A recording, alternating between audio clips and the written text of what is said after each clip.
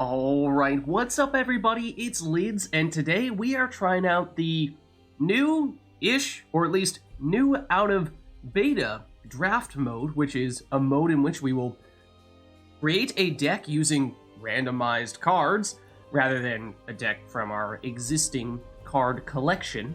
So I'm excited to try that out today, so let's get started here. It just came out today out of beta. Our recent draft is outdated technically. I had a previous draft in which I just never completed it, so I'm assuming that's what this is referring to. So yeah, we'll start a new draft. So I have not done much in the way of draft before. Okay. Sure. Apparently I won 2 last time. Not amazing by any stretch, but also just got cut off quite a bit, I would think.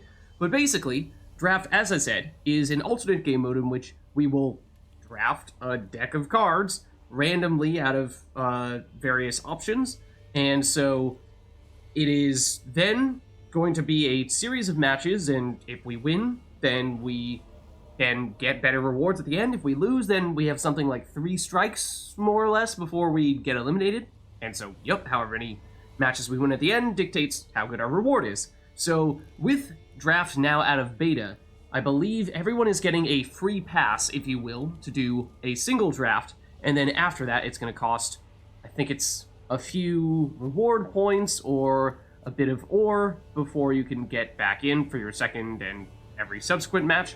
So, or round, I should say, of draft. So let's get started. We'll use our ticket to enter. And so what I would say is that, well, first of all, I don't have a ton of experience with draft. I've played a whole lot of Gwent, that much is true. But if you're looking for this to be a how to win 100% of the time in draft mode, then I regret to inform you, you're in the wrong place. But what you are in the right place for is seeing what draft looks like for someone who is just trying it out for the first time, who's a relatively experienced Gwent player. And so when it comes to draft, I think there are 2 general strategies that you can follow, very overarching. One being the simple, straightforward route of, because we're getting a relatively randomized deck, play it safe, just take things that give you relatively simple, straightforward boosts, or relatively simple, straightforward damage that don't require that you meet very specific criteria or conditions. Then, on the other end of things, there's the much higher risk, higher reward approach of starting off with a first round of cards that you select and then saying, alright, this is the kind of archetype that we are going to try to create with our deck, and then go all in on that archetype. And that is the ideal approach to take, but of course you are then subject to some RNG to a certain extent. Are you going to get the kind of cards that work well with that setup, or are you not? And if not, then that might kind of sort of stink. So, we'll see how ambitious we're feeling today. Let's see, we can go with one of 3 leader abilities and factions. However, there are a few key differences between draft mode and any other deck creation that you might have for other game modes. Those being that you can have a combination of cards from any of a number of factions, so just because we go with Northern Realms or Syndicate or Skellige doesn't mean that we're going to have a deck that is 100% Northern Realms, Skellige, or Syndicate, or a combination of that. Neutrals, no, we can have a mixture of a bunch of things. Also, you can exceed the usual 2-card limit for bronzes and 1-card limit for golds. You can repeat cards. I mean, if you get lucky enough to get a really good card numerous times at least. So that's another thing to bear in mind. And then provisions are basically non-existent. So with all that in mind, we can go stockpile, spawn a volunteer on an allied row, and then reduce cooldown of Northern Realms units in that row by 1. That makes me hesitant because, I mean, sure, if we happen to get a whole bunch of Northern Realms units with cooldowns, then it could be great, but this feels like the kind of thing where, I mean, if we happen to load up on a ton of bronze units from Northern Realms like that, then maybe, but it feels like there are just so many cards that that's not going to benefit that maybe that shouldn't be the route we take. Skellige, with Battle Trance, we can spawn and play Margarine, which will deal 3 damage to a unit and then boost it by 9, and then whenever we play an Alchemy card, we can heal a random allied unit. A little more synergistic, I mean, we just get 6 boosts from playing Margarine, so there's that. And then, I mean, do we turn it into a full-blown alchemy deck? Maybe. It's possible. off the books, intrigues me. Syndicate ability, of course, gain 2 coins, charge 3, so we can gain a total of 6 coins. Our tributes cost 1 less. Now, again, of course, tributes are going to be exclusive to Syndicate cards, so it's a little bit of a risk there if we don't happen to get a lot of good tribute Syndicate cards, but if we can, then it does feel like this is perhaps the most unique... Yeah, you know, I think Battle Trance, definitely the least ambitious of all these, but I feel like let's get more ambitious once we actually see the cards we have to work with, so we'll work with this. Okay, so the thing about draft mode is that the cards that you take theoretically influence the options that you will have later on. So right now we can choose between 3 cards, and every round you see up here we will have the choice between 3 different cards or 3 different archetypes. And usually I think the first card that you take is kind of the thing that dictates, in many ways, what your subsequent cards are going to be, sort of the foundational card. And so All God boosting cards in our deck, I mean, it works, but I don't think we're necessarily trying to be a deck-boosting specific deck. That might have made more sense with Northern Realms, or, well, I don't know. Francesca Findabear, if we were doing a lot of specials, we do have a special with our leader ability, so that's something. Otherwise, Draco Turtle does intrigue me, because damaging it does benefit the Draco Turtle, so that is also something that works well with Battle Trance. I mean, it happens to be a Skellige card, so we are using a Skellige leader ability. Maybe that'll lead us down the road of a little more alchemy, perhaps.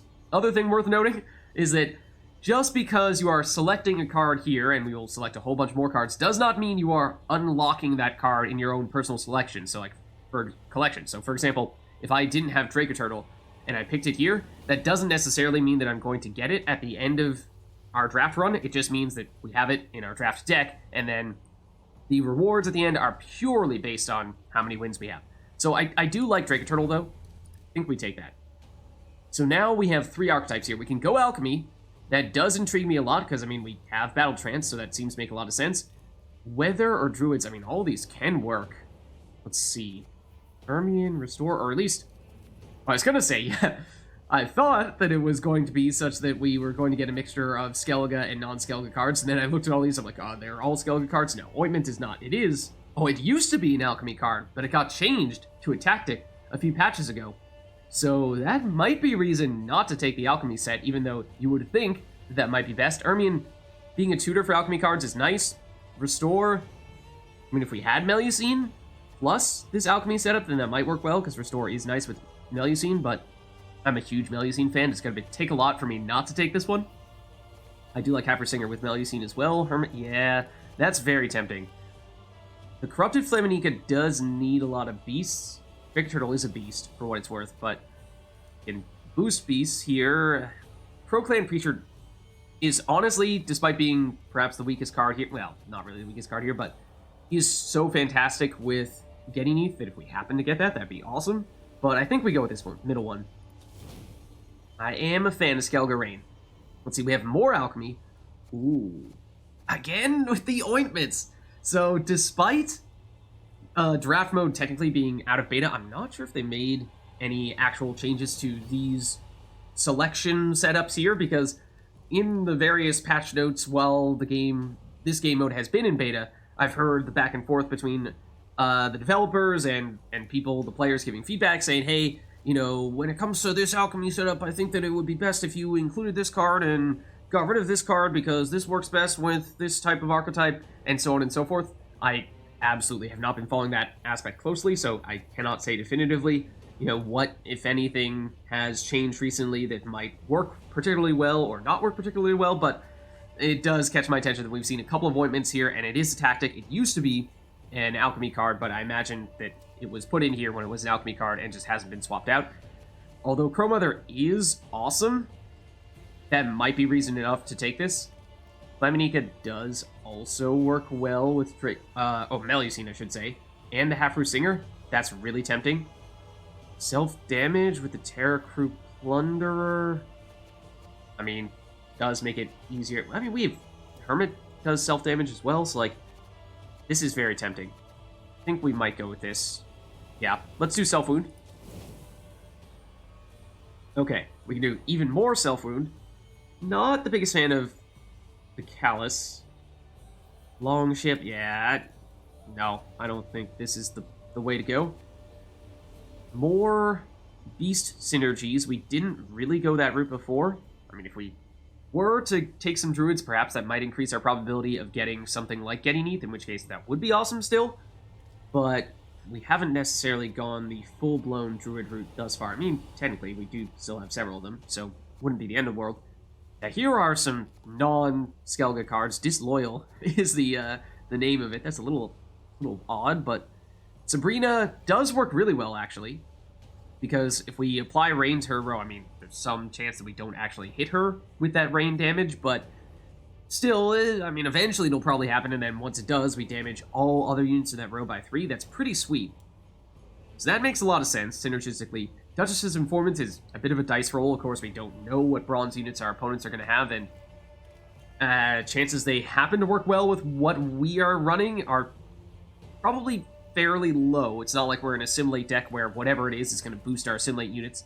Emissary does give us a boost, yes, pretty sizable boost, but since we're self-damage and we actually want to have units that are damaged so that we can heal them and spawn in the Deafening Sirens, that's actually a bit of an anti-synergy in some ways, or at least depending on what card we end up boosting. So, not loving our options here. To be honest with you, very much not loving our options.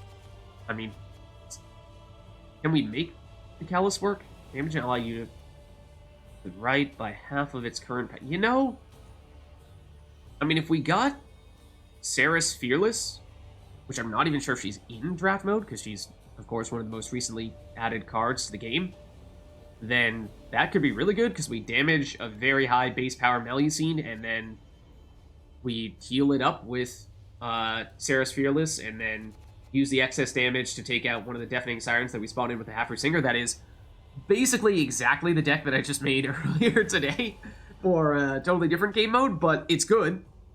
But, yeah, you know, I think either way, we have, like, one good card in any of these, but that's about it. This might still be the most consistent, because, although I'm not a huge fan of the Callus, the Light Longship does kind of sort of work, and then Terra Crew Axe Wheeler is not great, but can also kind of work. So, not thrilled about it. Ooh, okay, another big card. There is Getting Neath. There is Getting Neath. So, yeah, I think we have to take it. I mean, otherwise, full test, we just don't really have the stuff to make that work. Alzur, we are spawning in, or well, no. Do we have any spell cards? No, not really, so that's just not really going to matter. So yeah, it's got to be Getting Neath. That does mean we definitely want to make more of a point of choosing druids now. Shield Maidens, I mean, it's not bad. It does technically also have a bit of a self-damage synergy, because the Shield Maidens will summon all copies when they get damaged. So you bring out Saris, you spawn in, you bring out Saris on one side of Melusine, she'll spawn in a Shield Maiden on the other side of Melusine. Melusine will damage that Shield Maiden and then summon the other two from our deck. So that's not bad. Armor, no. Definitely not. An anti-synergy for sure, unless we went the Vitality route, but no. Druids, though. Is a Crow Clan creature, which is just so good with Getting Neath. Yeah. And then Crow-Eye Rhizome does synergize a bit with Axel, and Getting Neath itself will give us some more beasts, because it will also give us Crow-Eye Rhizome, so yeah, I think we probably do need to go this route. It's not bad to go Shield Maidens, but given how we got Getting Neath, I think we need to go Druids. Okay, more Alchemy with Grimace. I mean, it's also a Druid, that is nice. More Alchemy. Purification, I mean, Melusine does have Veil, so that's not a huge problem with her. Draco Turtle could theoretically get locked, so that might not be a terrible thing, and obviously you're also Purification, but at least we could use you to purify, say, an opponent's defender. So it's probably going to be this. Olaf, if we do put him next to Melusine, eventually we'll get damaged enough that could become a good combination with that. Smallwood, Fanatic, and kind of sort of to a lesser extent is also Cultist, so it does make sure we can continue to play Melusine's Order ability. Patience, absolutely not. Just totally different archetype. So yeah, one of these two. How many druids do we have, out of curiosity? We have 1, 2, 3, 4, 5, 6.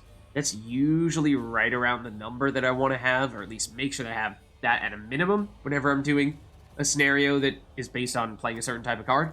So we do still have 3 more options here. We may not need to go all in on alchemy / druids at this point. Maybe we take... Nah. I think we still do this. I think we still do that. Okay. Then we can go even more self-wound. Vildkar will be another good card to go next to Melusine. Fair Witcher Quartermaster. I mean, if we got Sarah's, would give us some weak Witcher students that we could then use the over damage on when we heal Melusine and just take out those Witcher students. We don't really care about them. But I'm not sure that's even possible. We obviously don't have her yet, so we should not plan on that. Cave Troll, when I saw Defender, I assumed we were going to get the Skellige Defender, but no, it's Cave Troll instead. Ice Giant and Cyclops. Destroying adjacent ally unit deal its power as damage to an enemy. Could be kind of nice to give us some targeted damage, because that is one weakness of our setup right now, is that we do have a lot of just general damage all over the place, but not a lot of actual targeted damage to a specific target if there is something we need to get rid of. Geralt's Unleashed is hilarious by name, at least. Double Yrden and Arn. Tempting as this might look at first glance, we're dealing a lot of damage, which means that our opponents could very well have a really strong deck that we don't actually out damage, and so we might need to reset them with a Yrden in that case, but if we're doing well, then they should be damaged, and a Yrden would do little to nothing, might even heal them. So it's not the best synergy with what we have going, so I think it's going to be one of these two. Just a question of how are we feeling self-damage-wise? Are we in a good enough place? I mean, it's really Vildkarl is the primary reason why we would take this, and these other guys I'm not thrilled about, whereas Cave Troll is certainly nice just for the Defender, and Cyclops is potentially a decent addition as well. This just, it does destroy. It doesn't, like, deal damage based on base power, in which case there's no clever synergy with Drake Turtle. I mean, I suppose we could have done the armor stuff a little while back to armor up Drake Turtle, but don't think that's the biggest of deals. Yeah, how many targets do we have for self-damage? I mean, Draco Turtle, I don't think I've ever done this before, but you could put Draco Turtle next to Melusine to damage it. That, I suppose, is a thing. So that's one sort of target to put next to Melusine for self-damage. We want one of them to be a cultist. We do have, what, one? Kind of surprised you're not a cultist, to be honest. 2, 3, actually a little low on cultists. We are actually surprisingly low on cultists. We might want to take this just because Vildkarl is a cultist, to be honest with you. I think we might need to do that if we want to keep Melusine going. Okay, our stratagem. Oh, do we have 25 cards now? We might. So what needs Veil? Melusine already has it. Drake Turtle, as I think we said before, could theoretically benefit from it, but we do have the Purification coming from, where'd you go? Prozai, and then also from Grimace, and we do have a fair bit of alchemy cards, so not really sure the Veil is going to be all that needed. Tactical Advantage, just one more boost. Nazca Ouroboros, though. Draw a card, discard a card, spawn 2 crows. If we had gone with the Crow Mother, then this could have been a nice way to, discard her, get her back out when we play an alchemy card, and we still get the chance to draw cards. I think we might just go Crystal Skull. I mean, it's the simple solution. Works in all situations. Is it the best in every single situation? No, it's the general approach, and as I said, that Veil might not really be necessary all that often, but we'll go for it. Alright, so here we go. So we have an alchemy / weather / self-damage Skellige deck. The centerpiece being Melusine, as well as Geninith with some other druids, cultists, alchemy cards to make all that stuff work. So that's the idea. How do I feel about this deck before we get started? I mean, it looks decent. I'm not sure how much better it is than your typical alchemy deck that you would create with, well, in a normal game mode. So we'll just have to see. Let's jump in.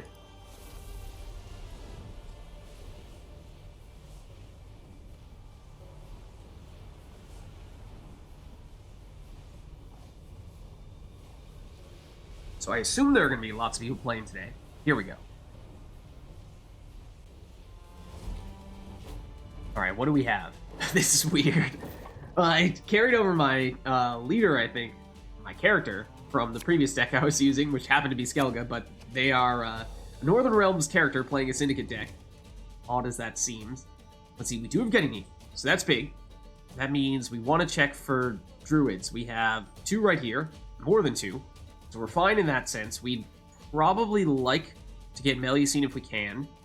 And if we do, then we'd like to find a way to, well, have a card that goes well with her. Maybe you, but not the biggest fan of the Light Longship. Or Terracrup. Yeah, no, we don't have a great target for self-damage, so if we dump you, Draco Turtle suddenly is a target for self-damage, so that can go with Quartermaster. We would perhaps have liked to have kept you in that case, but then we can still get rid of you, and you. Okay, Hermit could also go next to Draco Turtle. So, when do we go Ganymede? I think it's going to be Ganymede in one round, and it's going to be Draco Turtle is our win condition in the other. So what do we start with? I think since we have Crystal Skull in round 1, we probably go Draco Turtle in round 1. Let's do that. A jackpot. Okay. We'll do this. Really hoping you don't have a Geralt. Otherwise, we're going to look really silly for using that immediately.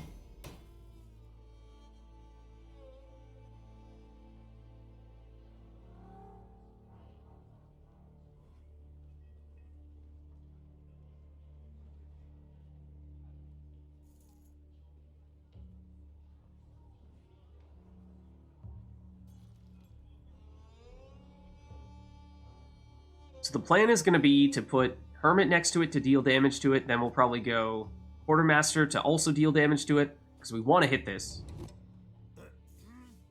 Could even see what we get from the Strybog Runestone.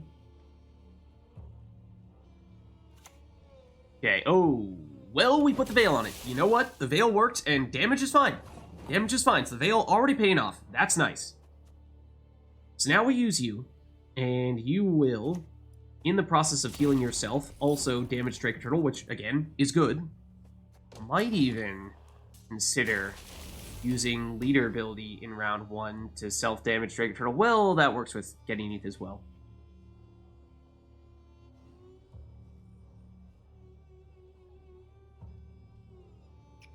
Oh, and even the Callus works with Draco Turtle. Man, I just never play this card. I'm like, oh yeah, you know what? You actually could use it in this situation.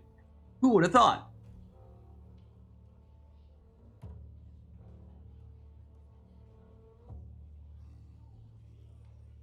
Oh, okay.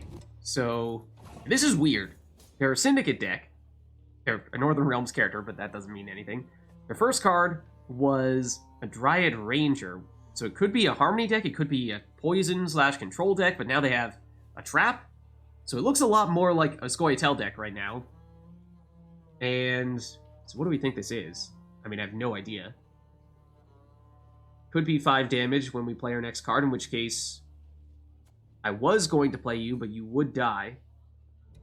Would be kind of unfortunate. It could be deal damage to all of our units based on the provision cost of our next card, in which case we want to play something small here. Could be destroy our highest card if we play a special. Yeah, it's really hard to say. I think we play you and we deal with it if you die. Oh, okay, it's poison. They're clearly a poison deck. Okay, but fortunately, we do have time, in that case, to do the self-damage and you don't immediately get destroyed. And if you happen to get rid of a 4-power unit that's already used its ability, then fine by me.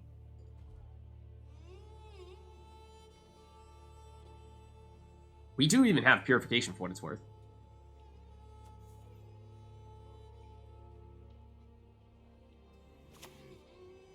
Mutants. Okay, see, this is weird.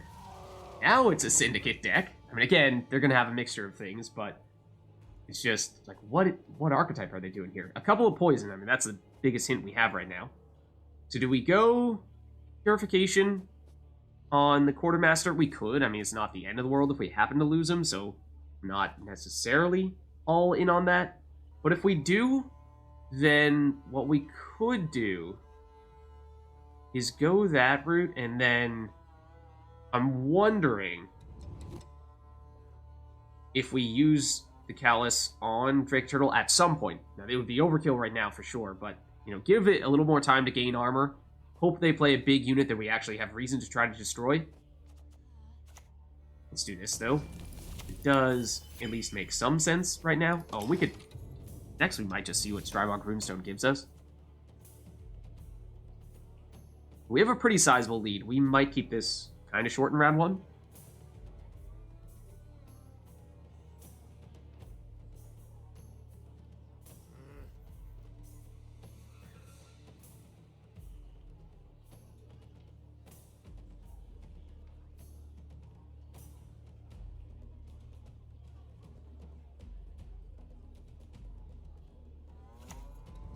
Okay, Novigradian Justice. Whoa. Oh. Okay. With no target. I mean, maybe it's in their hand. I have to imagine any package that comes with Novigradian Justice surely has a dwarf in it. But that just further reinforces that, you know, maybe we don't push too hard here because we already have a pretty sizable lead. And we may not need to sacrifice any big cards. Yeah, they're just going to forfeit. So we were off to a strong start there for sure, and they just decided no way they were going to catch up to us. So, alright. Hard to say definitively what that says about our prospects going forward, but at least a decent start.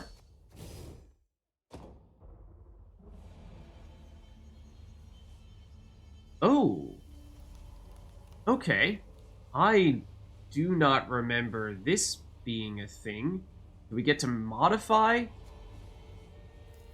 our deck in between matches? I honestly did not remember this at all. I mean, I was saying earlier how Crow Mother would be a really great addition, and Druids in general also really nice. So, I mean, if we get to, like, choose to add the Druids and then choose to remove a certain set, I would not be opposed to that, because, yeah, Crow Mother is pretty sweet. So I think we've got to take that.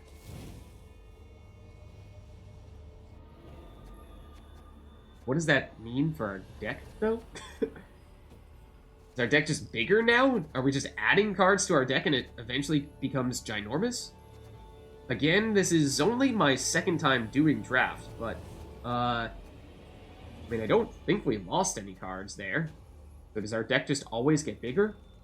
Which is kind of unfortunate because that means it's going to be a lower probability of us getting the cards that we want. I mean, Crow Mother is great. But we just still want to make sure that we get Drake Turtle, Melusine, and Gedini. So anyways, we have one win. Let's see if we can get another one here.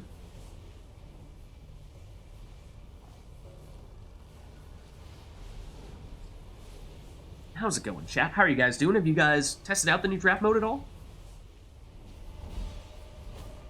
Alright, so we have Scoia'tael here. Occam Forge. We'll go first.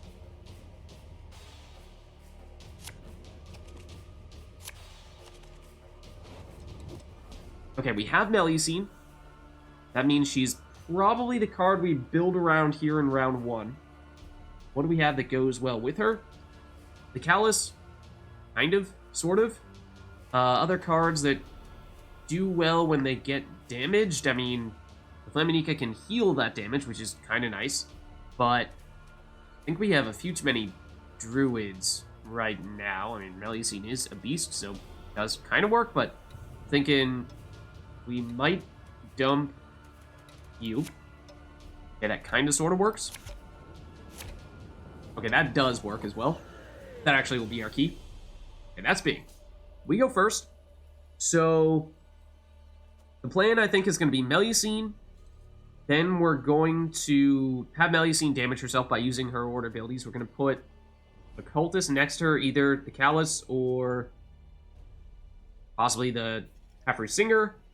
And then whenever we deal damage to Melusine, we will heal that with the Flaminica. And when we do that, we'll spawn in the Deafening Sirens. So that's going to be our big combo. So, yes, we start with Melusine.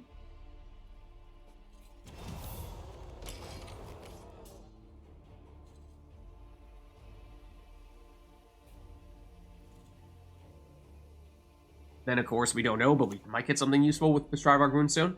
Okay, so they have some damage. Fortunately, we do have a lot of healing. So it's what? It's 4. So even if Melusine uses her order ability, she'll drop down to a 5. Well, that's probably pretty risky. They deal 4 damage with this, and they probably have more damage in addition to this.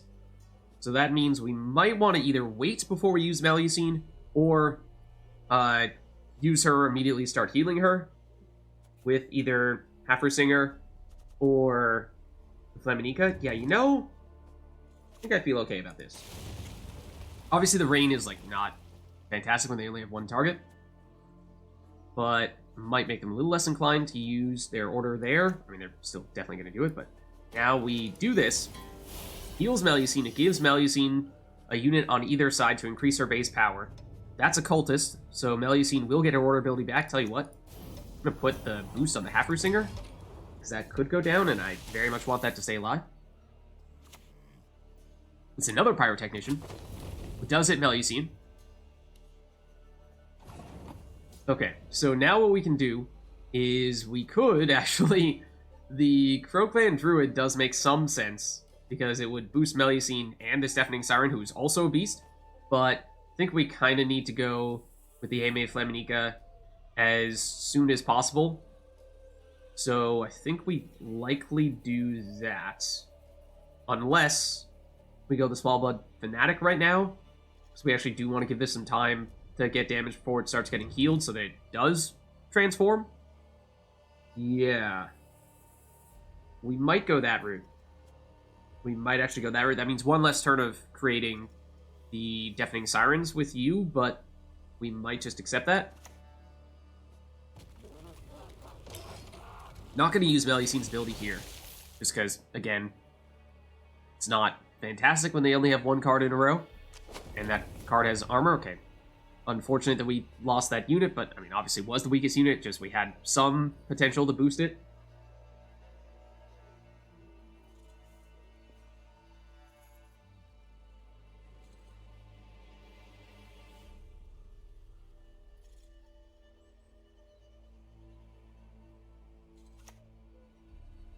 Move it. Move Melusine, probably? Yeah. Okay. I mean, that is a little unfortunate. Means Small Blood Fanatic is probably not going to convert, but it doesn't really matter where you are as long as we can still... Well, do we have more cultists to put next to Melusine? We do. We do. We could even play you to the right side of Melusine and just not even use your deployability if we only cared about you being a cultist. That is an option, for what it's worth. So we could put you next to the Small Blood Fanatic. That would give us a guaranteed conversion. That is something. Oh, we also have the Quartermaster. Okay, we can use Quartermaster to convert this whenever. Okay, so that's not a concern. Why don't we start healing Melusine now? We're gonna want to put you on... I'll put you on the right side in case we do want to put the Callus on that side and deal the damage. So I'm deliberately not going to use Melusine's order ability again because they have a bunch of armor. But now that Melusine is getting healed, we'll get more Deafening Sirens out here, so that's nice.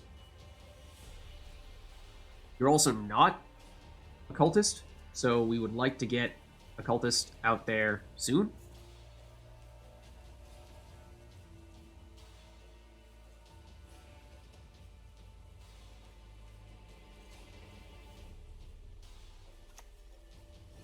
Okay, how much armor does he have? Oh, I thought you were going for the Flaminica. You were not. He will get boosted a fair bit then. That was a pretty decent play. So now we could go Quartermaster, create some of those Witcher students, damage this Small Blood Fanatic, and in doing so get it to convert. That's something. You're not technically a beast. If you transform, you become a beast? Yeah. So if we do that, then that sets up the Crow Clan Druid. Now that you do have 2 unarmored units over there, it would be kind of nice to actually use Melusine now. In which case, we do want to have a cultist next to you. And we are a little low on those. So what if we do this to you? You're gonna go down to a 3, which is kind of scary. I think we might wait to do that. Let's just safe route, damage you, convert you, and I don't know who I want to use that second charge on yet. Deliberately didn't use Melusine's ability yet, because again, we'd like a cultist there.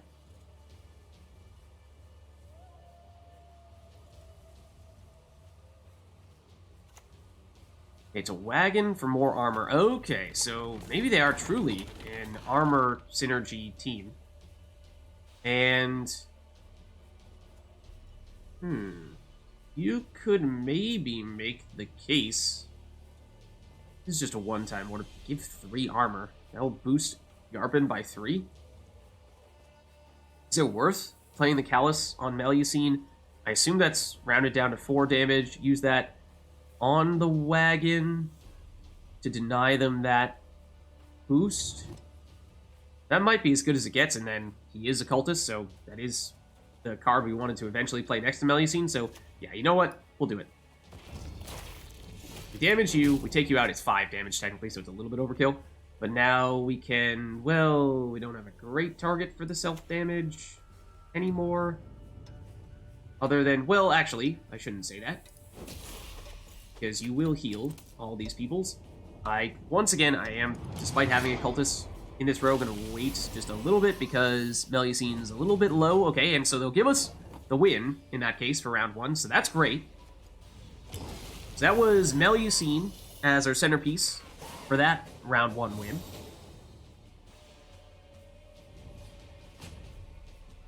Yeah, could have damaged Melusine to an 8 for... Oh, that's true. That's true. That could have been an efficient way to do it. That's right.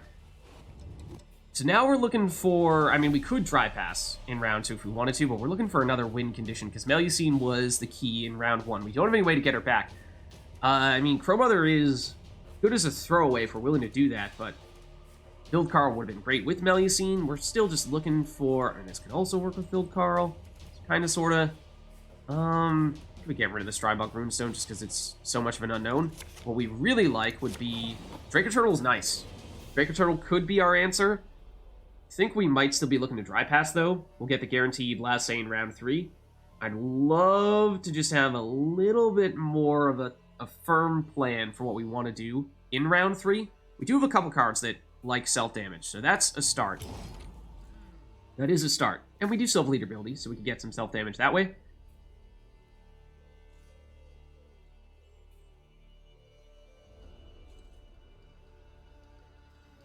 Yeah, what's up, Lich King? How's it going? Yeah, we could have maybe done Crow Mother as a throwaway and, you know, Wagenberg. Okay. Would Crow Mother have been enough that they would have needed to play 2 cards to catch up to us? In that case, yes, but who knows if they would have done the same thing.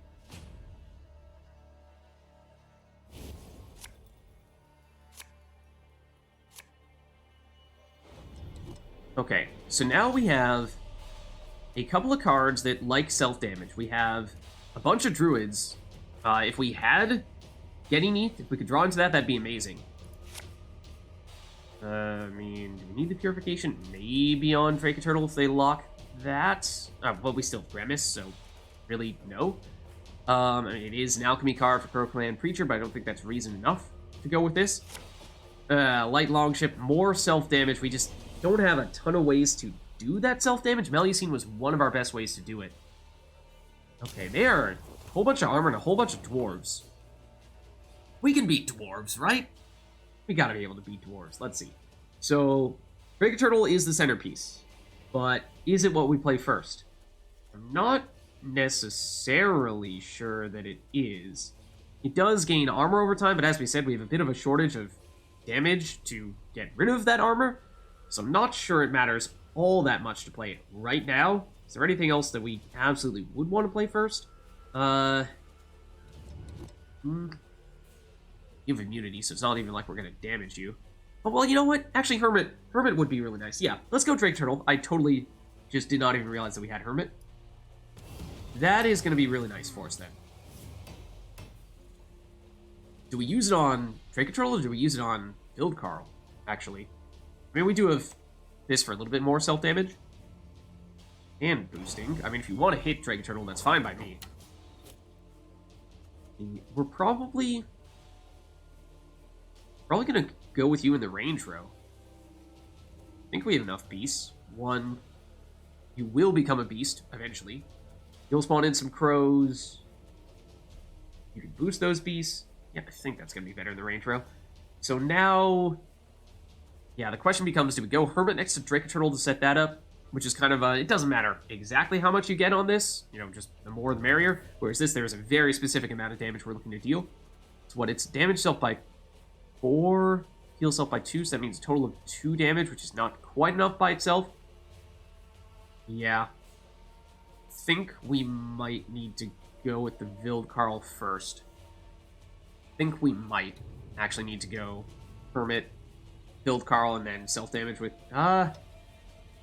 Terror Crew? Yeah. This is not Beast in this row right now. Okay. Yeah, ideally we actually would have played Vild Carl first in that case. Gone Vild Carl, self-damage 1 time with Hermit, then play Drake Turtle in between those two, because Vild Carl needs 1 damage from Hermit and is going to need 2 damage from the Plunderer. See, now they're doing a whole bunch of hand boosting. Yeah. Okay. Okay. So, I suppose we just do this now.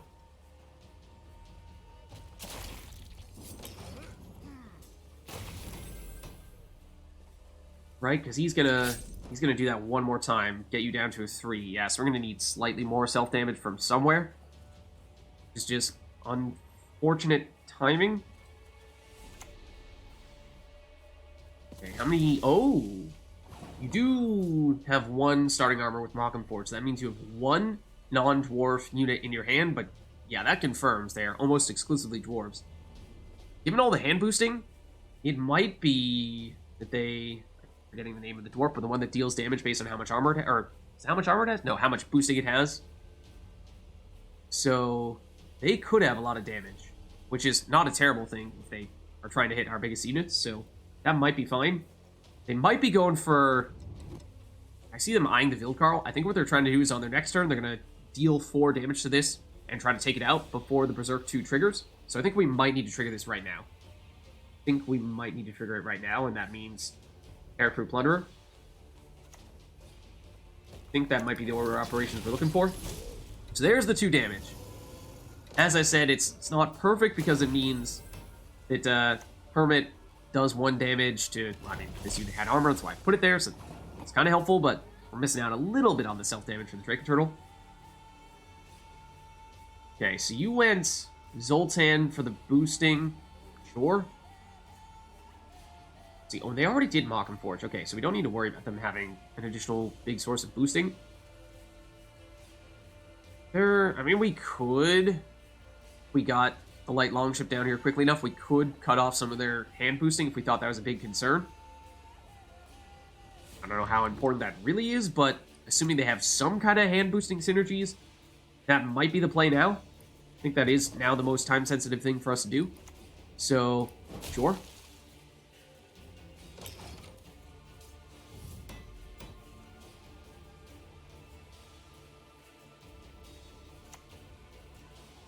Crow Mother could also take some damage. Do we even have... Oh, we don't even have any alchemy cards, though. Oh, well, we have our leader ability. Okay, yeah, so we can get Crow Mother back. That's true. Yeah, but the problem is not tanking the damage. We have more tanks than we have self-damage. We need more self-damage is the problem. Because Melusine was one of our primary sources and we used her in round 1. See, so they, what? Did Zoltan's company? They must have. Yeah. Okay. So... I think now our cards are not terribly time sensitive. Ooh, we do want to make sure we have some... Ooh, some beasts next to each other, though. It's actually going to be a little bit tricky. If we go Crow Mother here, and she'll spawn in crows next to Champion of Svalbard, then that'll work.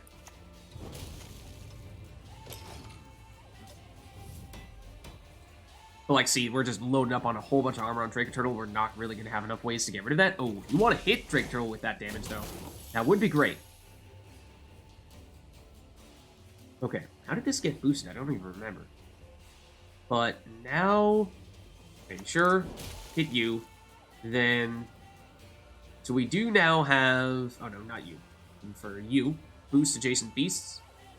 We might even just do that for the crows, and since Champion of Smallblood can heal itself, potentially, and this would be a decent target to destroy to do that, if needed.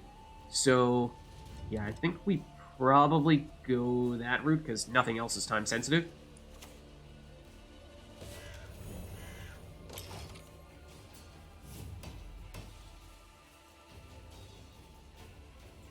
Solution to journey quest not progressing. I'm not sure, other than just maybe logging out and logging back in is the only thing I can think of. Okay, they did happen to hit Draco Turtle once there, so hey! Thanks for the damage! It helps us. And they actually did hit Champion of Smallblood as well, so that also helps us a bit, or at least can, potentially. So now let's get rid of the Hawker Smuggler. And we could just consume this now, or destroy it and heal ourselves, and I think we'd ideally like to see if they happen to deal more random damage to Champion of Smallblood, and if so, then on our next turn we'll destroy this and heal you. In terms of what we actually want to play, I guess there's a theoretical chance this damage could start to take out some of our weaker beasts, so maybe we play you? Yeah, and we have enough beasts that it's better in the range row, as we were saying before, I think.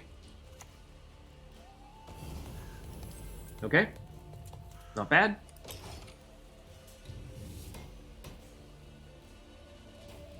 So yeah, we actually want them to damage us right now. Okay, they can only transform one more, but I'm sure. Do more damage, we just want you to live, ideally. Did you hit you? No. We want you to get hit, we want you to get hit. We don't want you to get hit.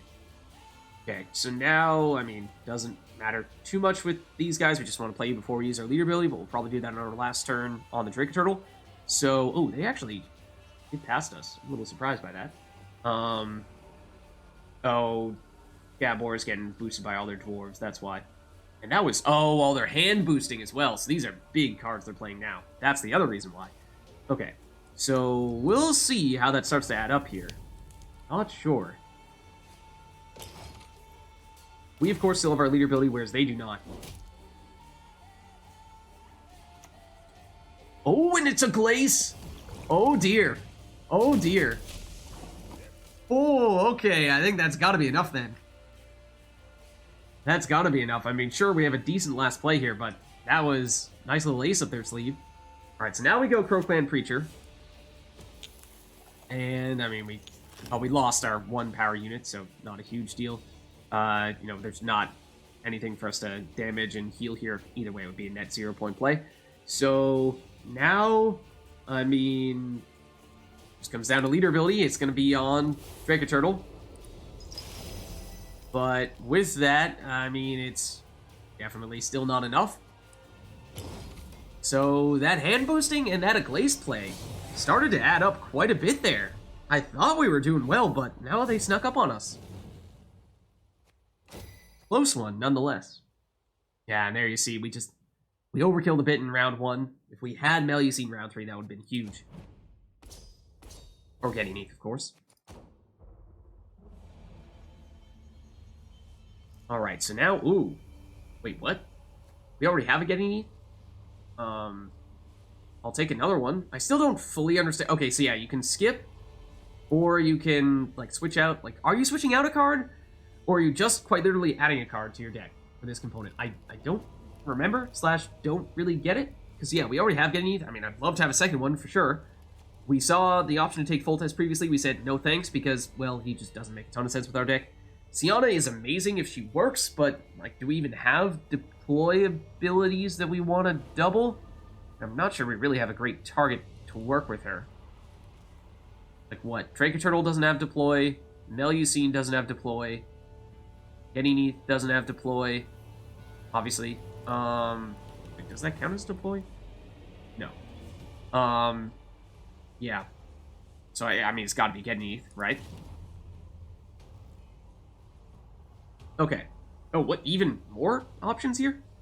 Okay. Let's see. More self-wounding. I mean, we have cards that like self-wounding. We don't have enough self-damage, as we just saw. So, I mean, another Vil card would not be a bad thing, per se. Drone Berserker does damage itself, which is nice. Not a huge fan of the Smuggler. More druids. Well, actually, Smallwood Priest does damage ourselves. That might be the best option for us in that case. Help set up our cards that like self-damage. Still like Vildkarl the best for the biggest card of all these sets, but I think the Smallwood Priests are pretty huge. I think we need to do that. And it's more druids for more of the these scenarios, so that's not a bad thing either. Let's see. Field Maidens. It's 3 of them, and we do have enough self-damage that we could somewhat reliably now, or now that we have more self-damage, somewhat reliably get them out of our deck. Ego's Muzzle. Yeah, no. That's just kind of out of nowhere. Then more druids. I mean, another Smallwood Priest for more self-damage. The Corrupted Flaminica, we are starting to get a decent number of beasts, so it's not out of the question. But I feel like, I mean, this is probably worth more points directly, but this is thinning, which is nice. I feel like we might actually prefer the thinning. Just to make it a little more well-rounded. Okay. Hermione. We have a specific alchemy card that we really like. We have some relatively basic ones, but I'm not sure we have anything that is crucially important that we play, alchemy-wise. So, I mean, it's nice, and he is a druid as well, but I'm not sure it's a huge play. Zoria Runestone is a little bit weird, because it's Northern Realms. Random Northern Realms bronze we get. Golden Froth, I mean, sure. So, it works, but it's not actually as good as it might seem. Sigvald also does want to be damaged, which, do we have enough of that? Maybe, maybe not. These are all cards that, well, this one does damage itself. Definitely not the boost. Definitely not the boost. Although Voimir actually could work in some instances. I am tempted to go this route, though. He is also a cultist, so we can put him next to Melusine, and that does make it easier to get him damaged, so yeah, I guess we go that route. It is add 4, remove 4? Okay. Like, how do we... Can we choose which one we're removing? So in this case, I should not necessarily be assuming that we are keeping all the cards that we had previously. Yeah. I don't know. I guess we go this route, but if we lose Melusine, then that's... pretty... Okay. Well, here we see the removal part. To remove Getting Neath number 1, Getting Neath number 2, or Drake Eternal. I mean, I really wanted to have 2 Getting Neaths. That'd be pretty sweet. But, I mean, we could just go all out Druids and just forget about this whole self-damage thing. Drop the Drake Eternal. It feels like that's more well-rounded if we do that, but maybe we would still be more consistent if we just say, forget about self-damage. Everything is dedicated to being a druid. That way, I mean, we kind of saw that in the previous game, where we got stuck with a bunch of cards that wanted to be self-damage, but we didn't have enough self-damage to make them work to the fullest extent. I don't know, that's actually a little bit tough. We did just take more self-damage. So, I mean, then again, like, I guess we have enough targets for self-damage. Let's go double Getting Neath. I think it's unique, the double Getting Neath, so it'd be kind of cool.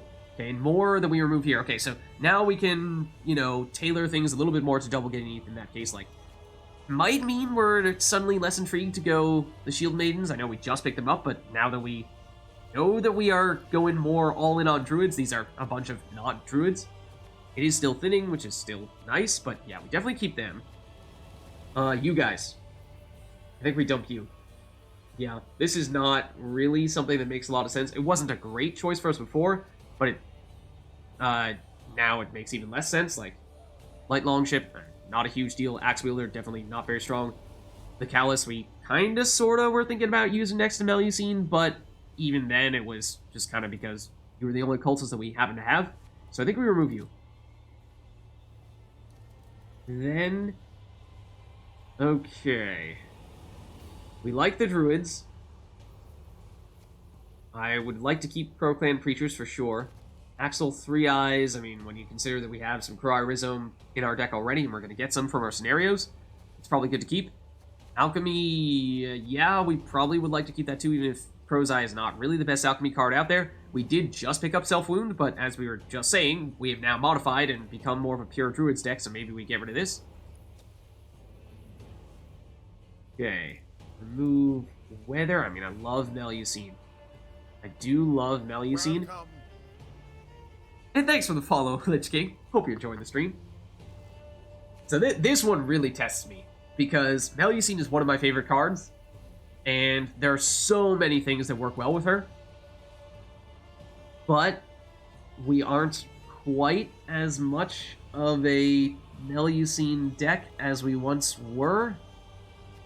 I mean, that is still a couple of Druids, so it is still somewhat synergistic with our scenarios.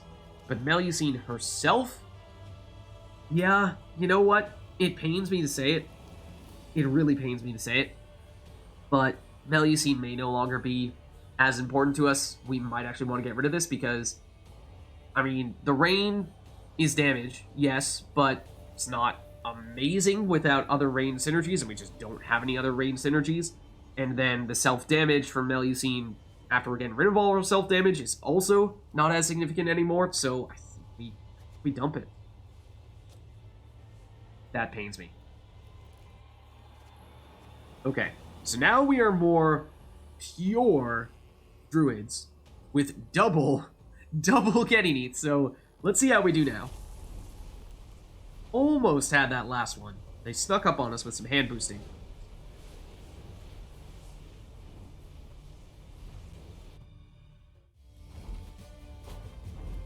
Okay, so it'll be going up against Nilfgaard here, and we'll go first.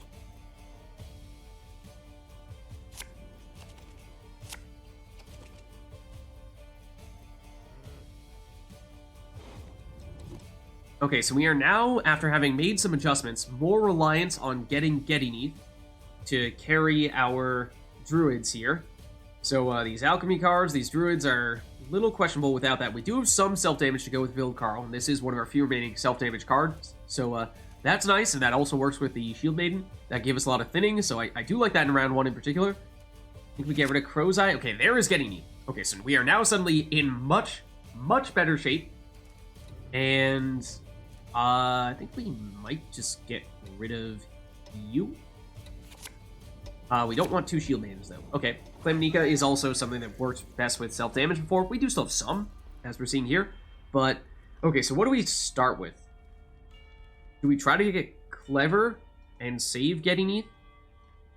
Or do we just go all out and use it immediately?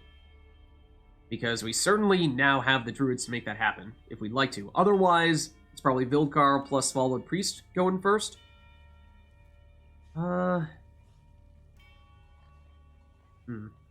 You know what? I think either way we can probably still lead off with a Priest. Or lead off with a Druid, and then, you know, we'll still have enough Druids to spare, even if we choose to do Gedinith a little bit later. So, let's lead off with you. And we might even want to give you Veil, or are we going to want to give Veil and the boost to the Crow Clan Preachers? Maybe them? Because even if this does get destroyed, or locked with their leader ability, we do have another one.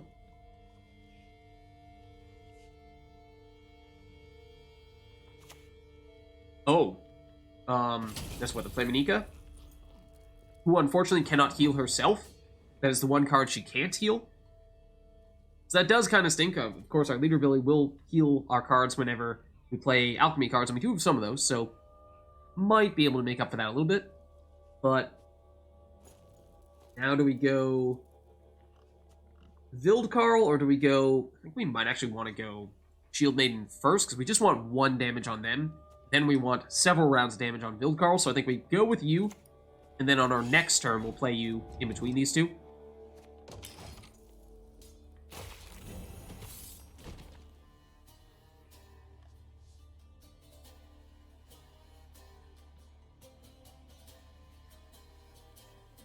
So we're also going to want to try to figure out what their deck is all about.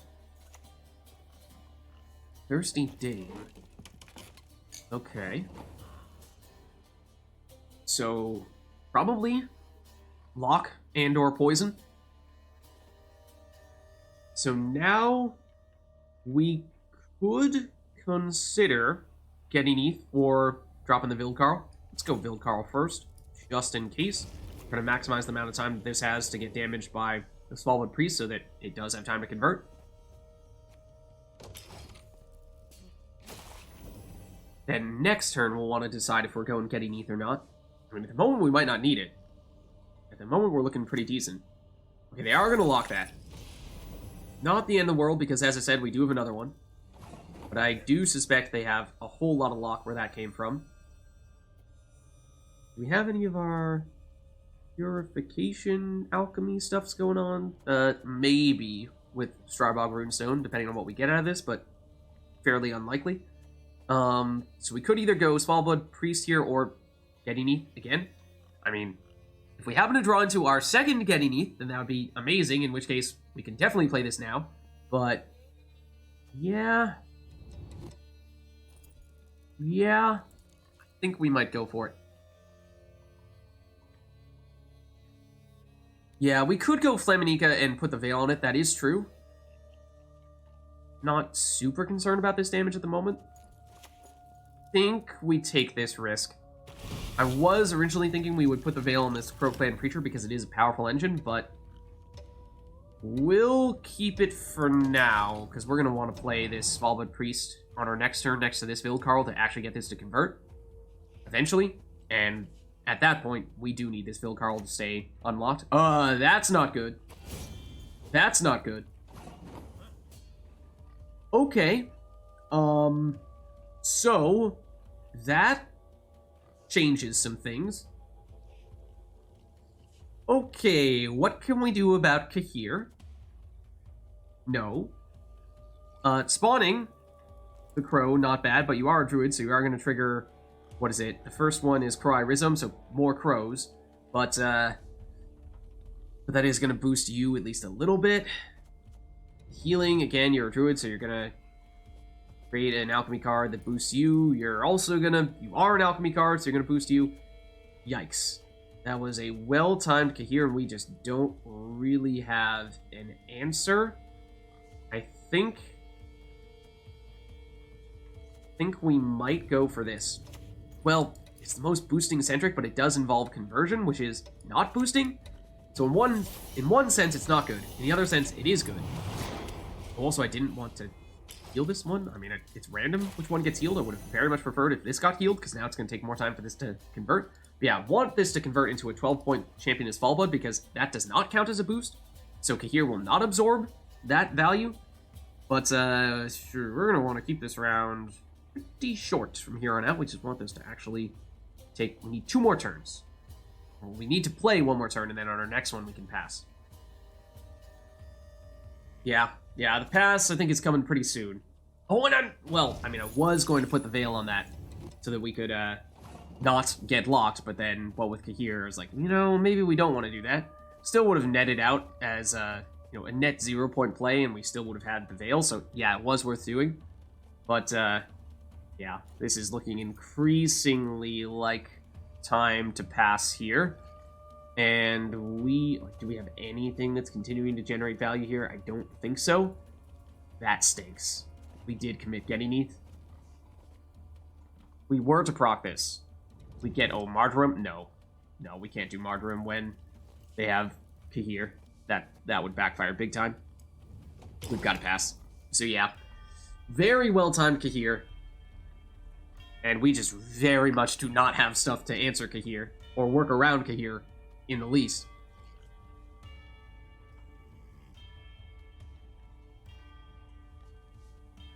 So now the question becomes, can they pass us with 1 card here? They need 9 points.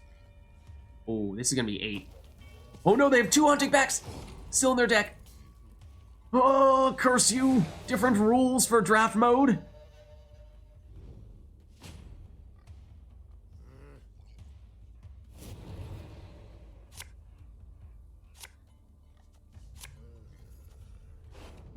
Alright, so they played 1 more card than us in round 1, so in theory, they might try pass. We did, very fortunately, draw into our second Getting Neath, and we do still have, 1, 2, 3, 4 Druids, so plenty enough to trigger this. Not the huge fan of the Svalbard Fanatic, especially now that we don't have as much self-damage going on. So, Prozide is an alchemy card that does kind of sort of synergize with Getting ETH, but is probably still not the best. Then again, Purification, when we know they have Lock, is probably also a decent option for us. If they dry pass, I think we're playing you. I think we just stick with this. Are they going to dry pass? They are not. Ooh. Okay, we might have wanted to be a little more ambitious then with what we did and did not mulligan. Okay, so we need to be careful here. We should not play Getting ETH on turn 1, because if we do, they're just going to pass and go, haha, made you commit your best card. So we don't want to do that, but we do need to make sure that we outpace them here. And the best way to do that is probably Axel 3 Eyes in the melee row, because that'd be 7 points. So we would be in the lead after that. I mean, he would be a card that could become our best finisher here. Does hurt me a little bit. Well, if we went Cryorism, that's... Oh, it's 2 crows if we don't have a druid. I just always have druids out when I'm playing this, so it's not usually a factor. We're feeling really bold. We could use the Strybog Runestone. I might be feeling really bold. I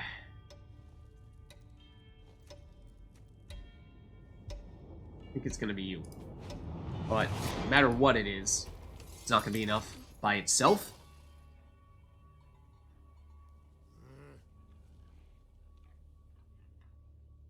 Yeah. Hey, Heifer Singer might have been probably a little bit better in hindsight. I don't know. We'll see.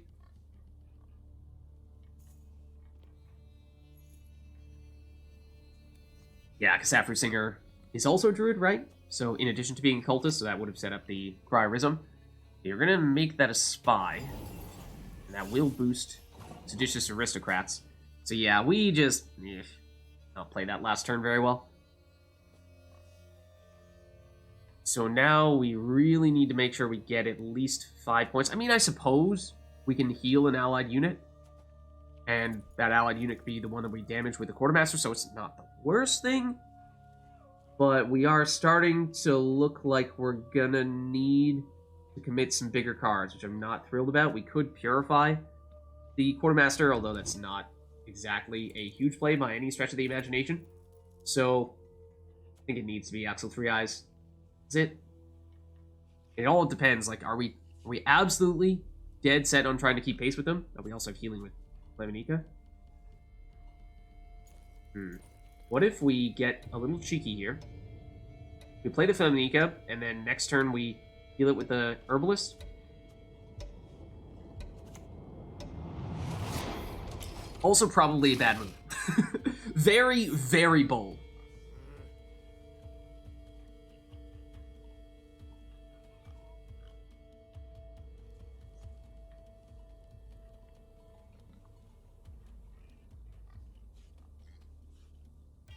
Of course, if they have any damage at all, they'll be able to take out the Flaminica, but we will see about that.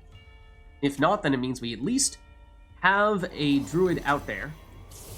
Oh, and because you gave it spying, you could damage it. Okay, so we asked for that. We've done basically everything wrong in this round. So I mean, we could Purify to get rid of the spying, but at this point we are at a pretty serious deficit. So as much as it pains me to say it, yeah, I mean, we probably do need to commit Getting ETH. If we had not done some silly things, then we probably would not have had to have done this, but we probably do at this point. So, yeah, I mean, what's the alternative? Again, it's Axel 3 Eyes, but is not single-handedly enough. So, I think you kind of need to do this.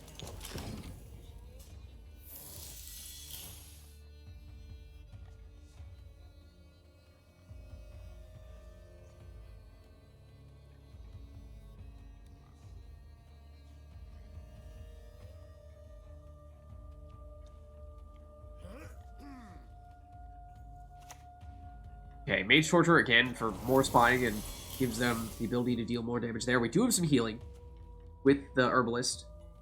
So we could damage and then heal. That might be what we do here. That is almost certainly what we do here.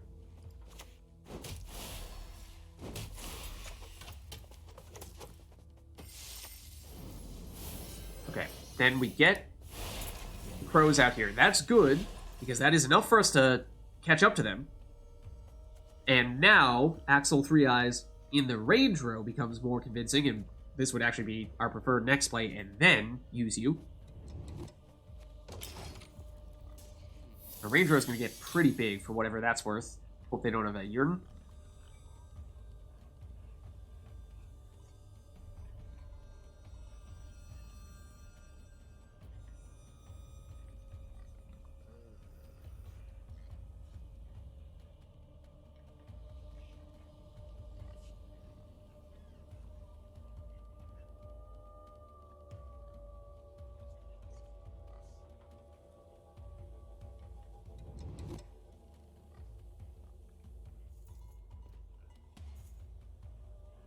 So yeah, we are in the lead right now, so they may just... Kind of nice if they pass, then we'd have card advantage. Oh, don't do this to us, though. Don't rage quit on us.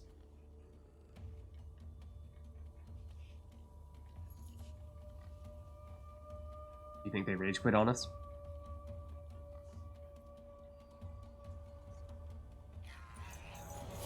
Okay, it's leader ability. Fortunately, we can purify the Crow Clan Preacher. Well, we did have a fair number of statuses in this row, so that did become a pretty big Crow Clan Preacher for them. Ooh. Ooh. Laminika? Okay. Not... I mean, base power is decent. And they do have a surprising number of Simulate units. But... I think we are probably looking to purify you next.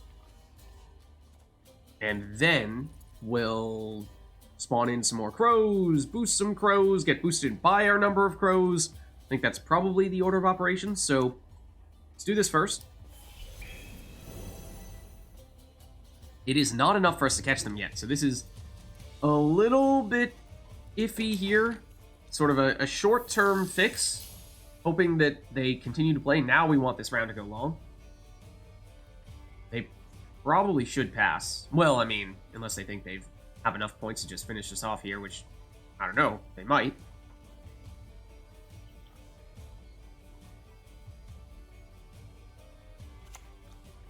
Ooh, okay. Not atrociously awful, to tell you the truth. We didn't really care about our Witcher students, and we very much care about our crows, more so than them. So, let's see. Does it matter the order we do these in? I don't really think so. Let's go Rhizome next.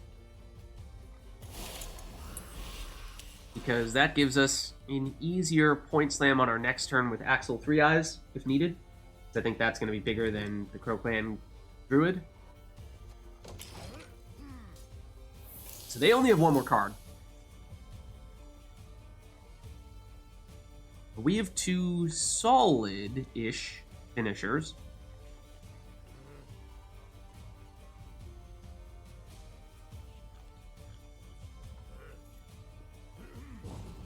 Okay, they do pass. So...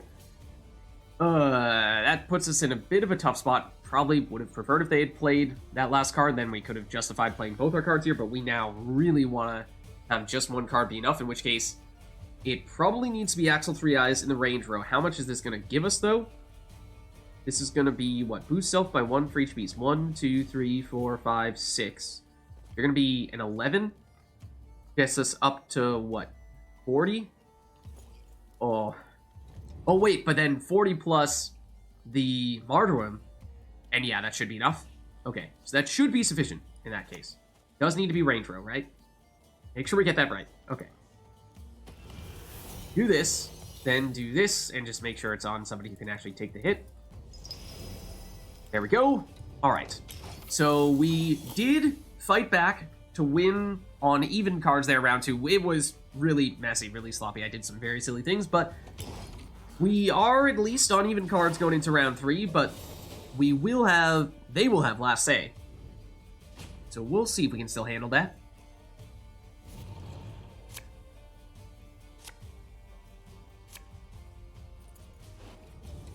Ooh. Crow Mother would have been great earlier. Not as good now. We don't really have great options for self-damage here. So this means, what, you're at 6-point play in that case? You, if we had Alchemy, would be worth more, but at the moment you're... Well, actually, we have our lead ability still, so you're worth 5 at a minimum. We don't have... Well, we will have the crows from you, so actually you're currently our least valuable card, strange as that sounds. Now you actually do work with the Quartermaster. I mean, I don't love it, but we might stick with that. We might actually stick with that. Of course, would have loved if we got, I don't even know, Axel 3 Eyes maybe? Would have been our best option from our deck, or Crow Eye Rizone.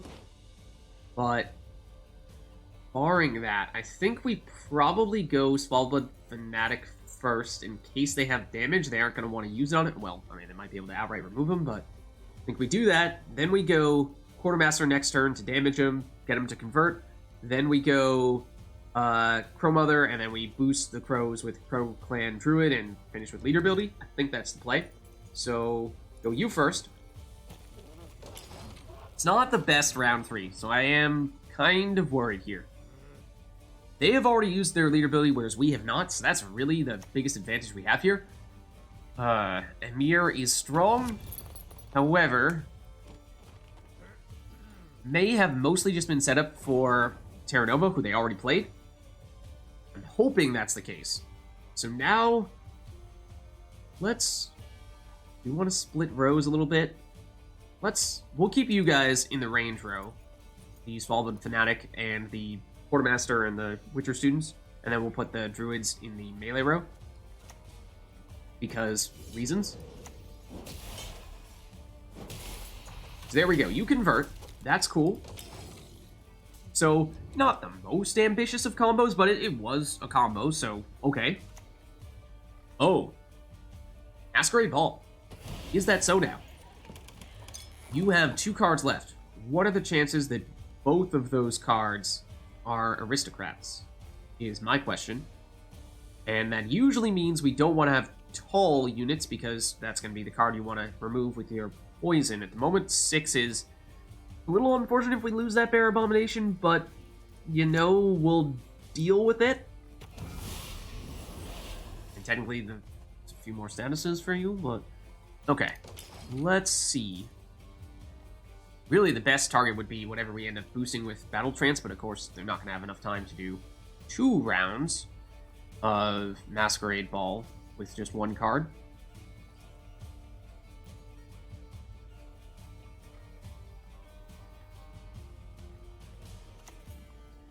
Okay, that is an aristocrat. And they're going the bleed route. Poison will be... I mean, if they're going to bleed you, they should poison someone else, probably. Crow Mother was probably not the answer. But now what we do is we boost the adjacent beasts over here. And now we use our leader ability, and we definitely do not use it on Crow Mother. We probably use it on the Quartermaster because it has 1 armor, right? That would be preferable. Yeah. Let's do that. Is it enough? I have no idea. But we'll find out. Is this last card an aristocrat? If so, they can remove... it is. It is. This is going to be close. This is going to be... No, I think they have it. They just barely have it. Ooh, close match. Close match, but they take it.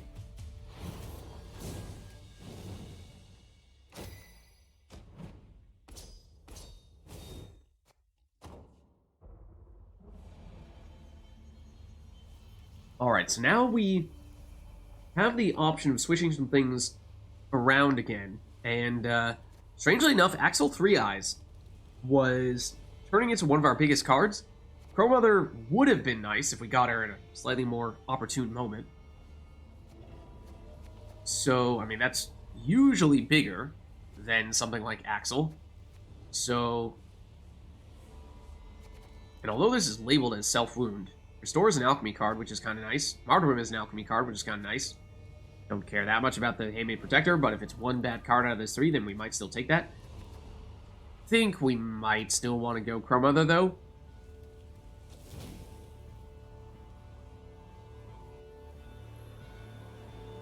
Okay. So, let's jump in now.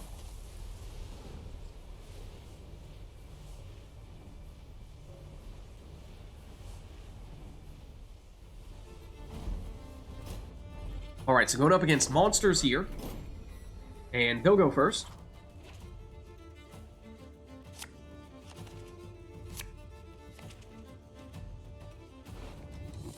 Okay, so we, most importantly, have a Getty Neath, so that's big. We have enough druids. We actually don't have a ton of druids here. We have 1, 2, and 3. Not a big fan of the herbalist, although it can kind of work with the quartermaster. Quartermaster will probably want to hit the shield maiden. We could make that work. That's not bad.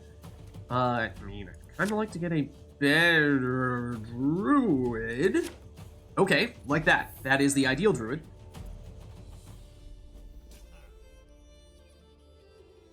Okay, so they have Overwhelming Hunger. Are they going to be a consumption deck?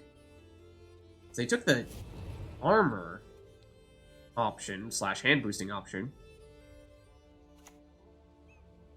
Okay. Thrive. Does do really well in a long round.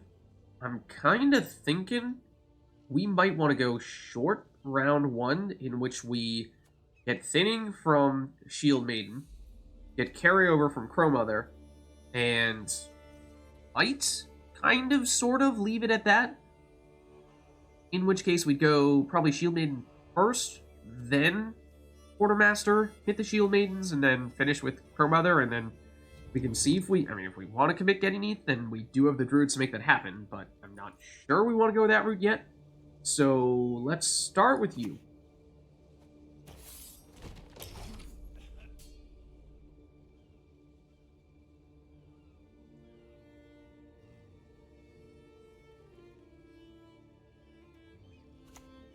Okay, it's Koshe. Whoa. Okay, that is an early Koshe play. Because the Adrenaline is not active, but that is a very dangerous card. Okay, so the plan was to go Quartermaster here, and at least hit the Shield Maiden once. Technically, the second damage, we don't have a great target for that. Oh, I didn't even see we had the Solid Priest. I guess that was one of the druids we were counting before, but that's a solid druid that does, of course, give us some self-damage. So, okay, we might not have needed the Quartermaster in that case, but alright, we'll stick with this for now.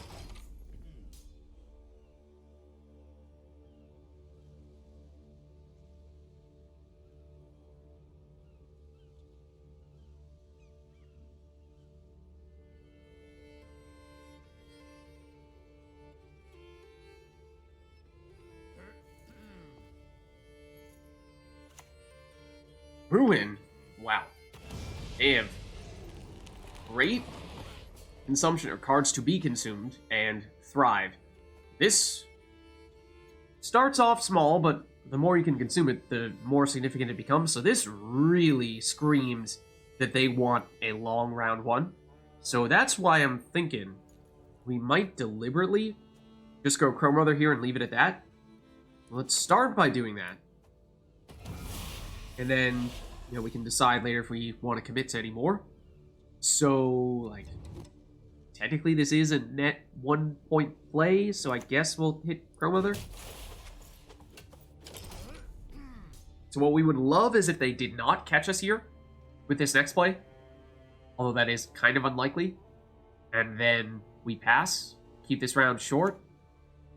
Bridge Troll does mean that they have not passed us. So I'm very tempted, because that means they would need to go 2 cards down. That doesn't mean all that much when we're this early in the round, but does mean they would probably give us a free pass in round 2, and then we can go into a long round 3 with Getty Neath, and we have cards that do well in a long round then, and they've already used theirs. So I think we do that.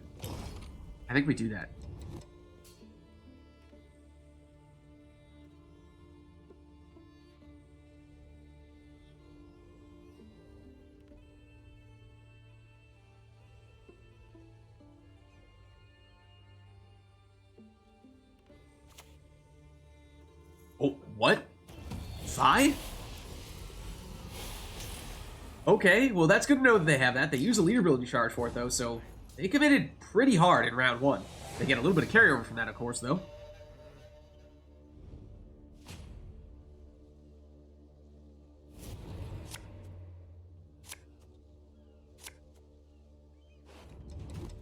Okay, so they played 2 more cards than us in round 1.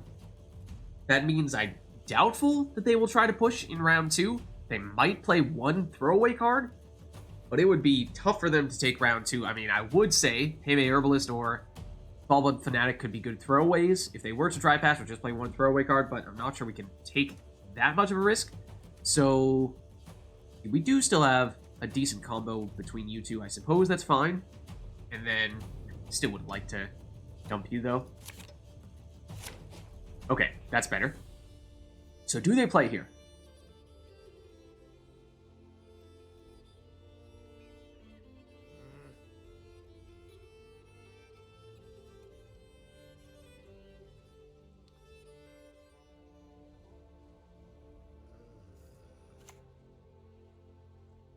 Oh. That's a little alarming.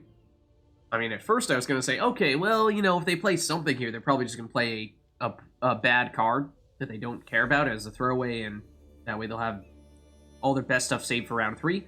But no, that's a long-term play. You can trigger Larva. So that sends some mixed messages. Are they looking to turn this into a longer round? But I think what we do is I think we play the Fanatic, and then if they continue to push, we can go with the Smallblood Priest next to that Fanatic, and what was initially just a throwaway card turned into an actual engine. So this is the real test. Do they play anything here? Because if they do, that means they will not have 10 cards in round 3. That is going to be Vi. Okay, they are trying to, at the very least, bleed with Vi. They only have 1 leader ability charge remaining. How much consumption do they have in their deck, though? There is the other leader ability charge, so they might just be trying to do a tempo pass of sorts. They might just be challenging us to keep pace with that.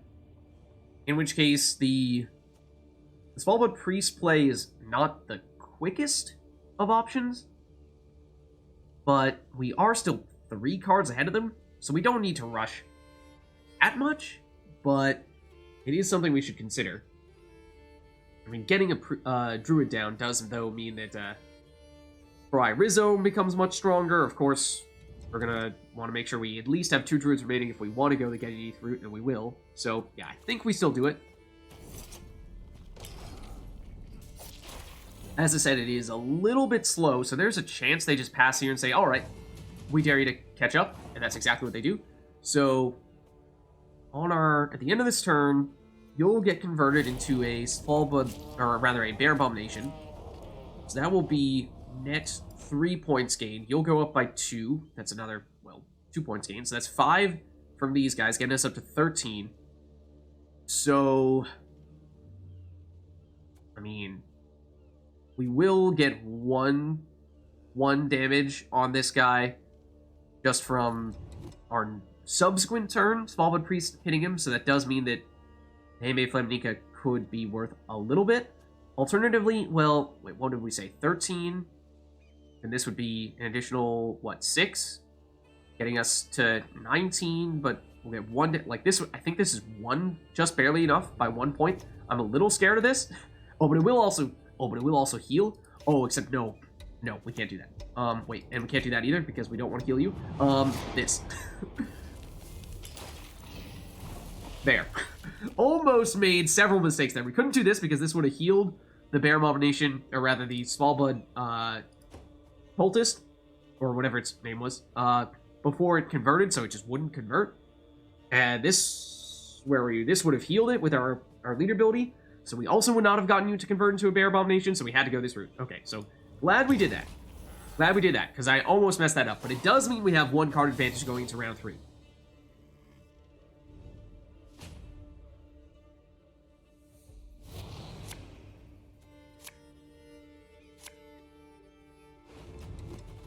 Okay, so of course we still have Getting ETH. That is our big play in this round. We do have, what, 1, 2, 3 druids. And Vildkarl, we need the self-damage. We do have some with the Smallblood Priest, so that does work. We have a lot of alchemy cards. That's nice with Getting ETH. But I'm thinking we'd probably get rid of Crow's Eye. I don't think that's going to be as important. Maybe they're going to lock Smallblood Priest to prevent this combo, but we haven't seen any lock, and what with them being a consumption Deathwish deck, I don't think that's going to pop up now. We will have some crows out there. Maybe we swap you. Well, okay, would have preferred the other one. So, I think, do we go Getting ETH first? I mean, what's the chances they have a heat wave? I don't think they will, but I suppose it's possible. I think we're probably looking to get this going as quickly as possible, right? So I think that means we're playing you first.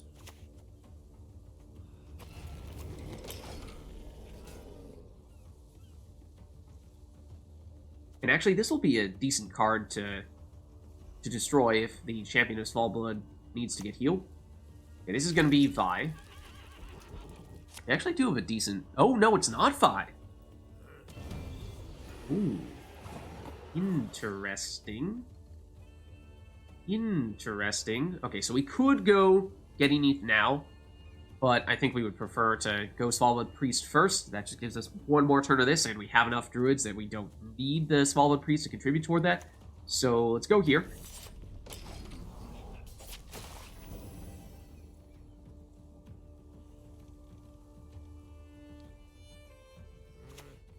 Okay, it's the Slizzard. That will consume you soon. Okay, and actually,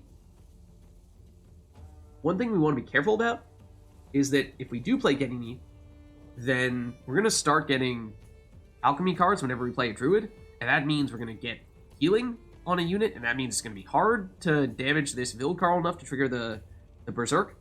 So we may kind of, sort of, need to play some things in a strange order here.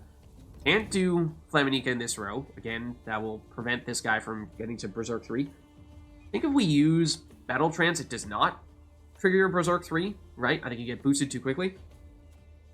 Do a suboptimal low Pro Clan Druid. We don't want an Alchemy card. No, I think it's got to be a melee row Axel. Yeah, it's more awkward than I had anticipated. We need one more turn of getting self-damage on this, so now we can go Getting ETH on our next turn. Then we'll be fine. So yeah, it is unfortunate because Axel 3 Eyes could have been a pretty big play if we were able to save him for last, but we needed to play something suboptimally. I suppose maybe it was worth going suboptimal Pro Clan Druid. So there are all the rats. Do they have... Are they going to have Glusty? I hope they don't have Glusty. I really hope they don't have Glusty.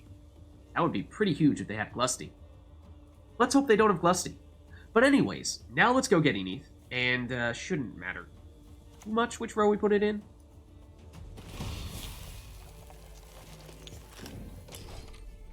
So now this will convert. So now that this has converted, that's big. We can play out all the alchemy cards we want. It's not going to matter.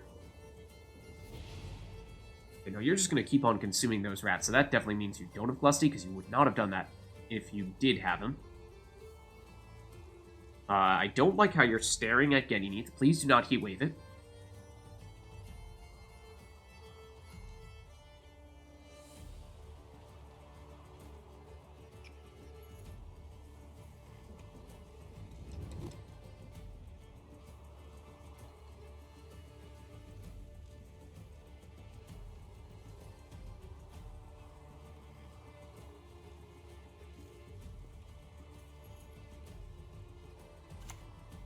Okay, it's the Werecat. Was questionable, damaging the unit that can heal itself. And we can now play the Heme Flaminica to just keep this Fallblood, Champion of Fallblood getting healed up. Or we could use you. I mean, that's overkill right now. So I think we probably just do this. That will trigger our scenario here, and we have a preference in terms of where we put our crows. We're actually gonna... We might run out of space, to be honest with you. We're gonna get a lot of crows, and I totally forgot about Crow Mother, but we had Crow Mother, in case you forgot.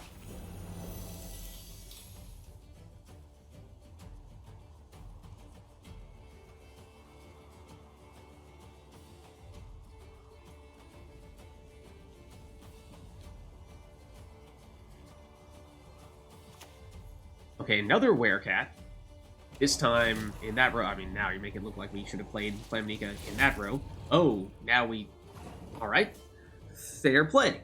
Fair play. I was just talking about how we were perhaps going to have run out of space, and you did help us solve that problem. So for that, I am grateful. Thank you. And so that means we could go Crow's-Eye Rizzo now, or... Does anybody need healing desperately?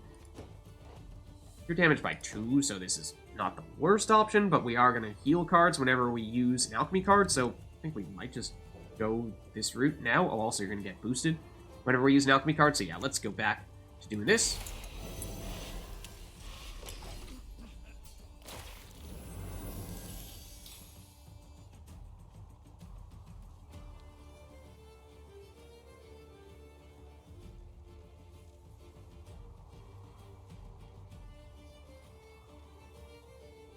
Also, they still have this werecat up here, so yeah, we'd like to avoid having a whole bunch of units in the range row, because they're about to consume that.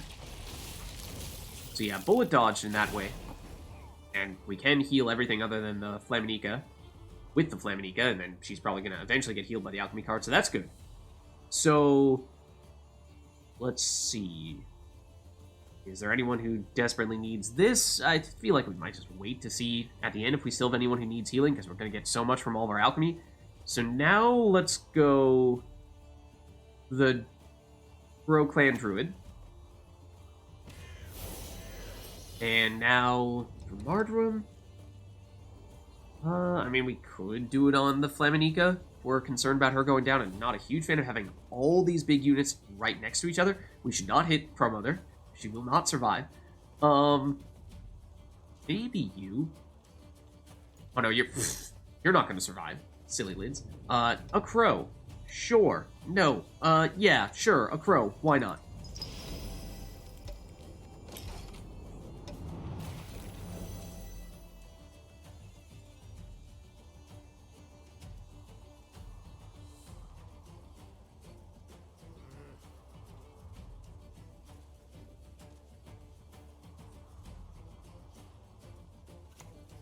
Okay, there is Vi.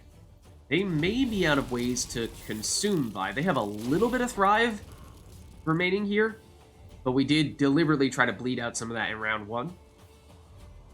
So now I think we're probably just looking to get some more crows out here. And this is why I was saying earlier that maybe would have been best if we played a suboptimal Crow Clan Druid rather than a suboptimal Axel, because we are going to have a ton of beasts when everything is all said and done here.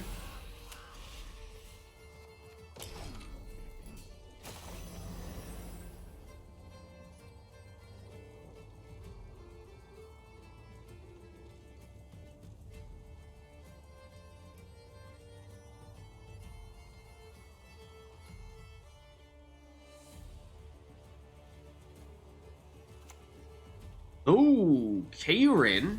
They do have more ways to consume Vi. That's a bit concerning. Okay, it looked like they had run out. Alright, that's good to know. We don't have anything that we desperately need to heal because, remember, this Flaminica is damaged by 1 and she's going to get healed by 1 when we use Swallow or our leader ability. So, I mean, it's not really going to matter all that much. Yeah. So, I guess maybe we just Swallow and wait to see if they happen to have damage on their last card. It's possible. So, let's do this, and then it's hard to say what row is more heavily boosted because we have this huge Ballblood Priest right now. That's plus 12 boost. This is 8, 9, 10. So, technically, this is a little less boosted. I guess we do this. That heals you. Alright, so we have last say. That is certainly nice. We still have our leader ability as well. So we do have a few things left to do. They do have Glusty! I doubted. They consumed some of their rats for whatever reason. But it's still only a 5-point lead, so we should still have this here, but it's a little odd.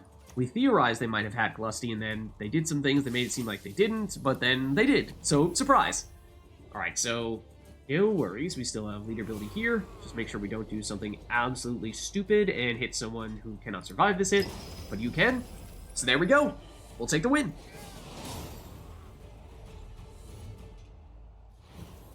Alright. We're making it work. We're making it work. Taking down a Vi deck that time. Let's... Ooh. Well, this is an interesting set of choices.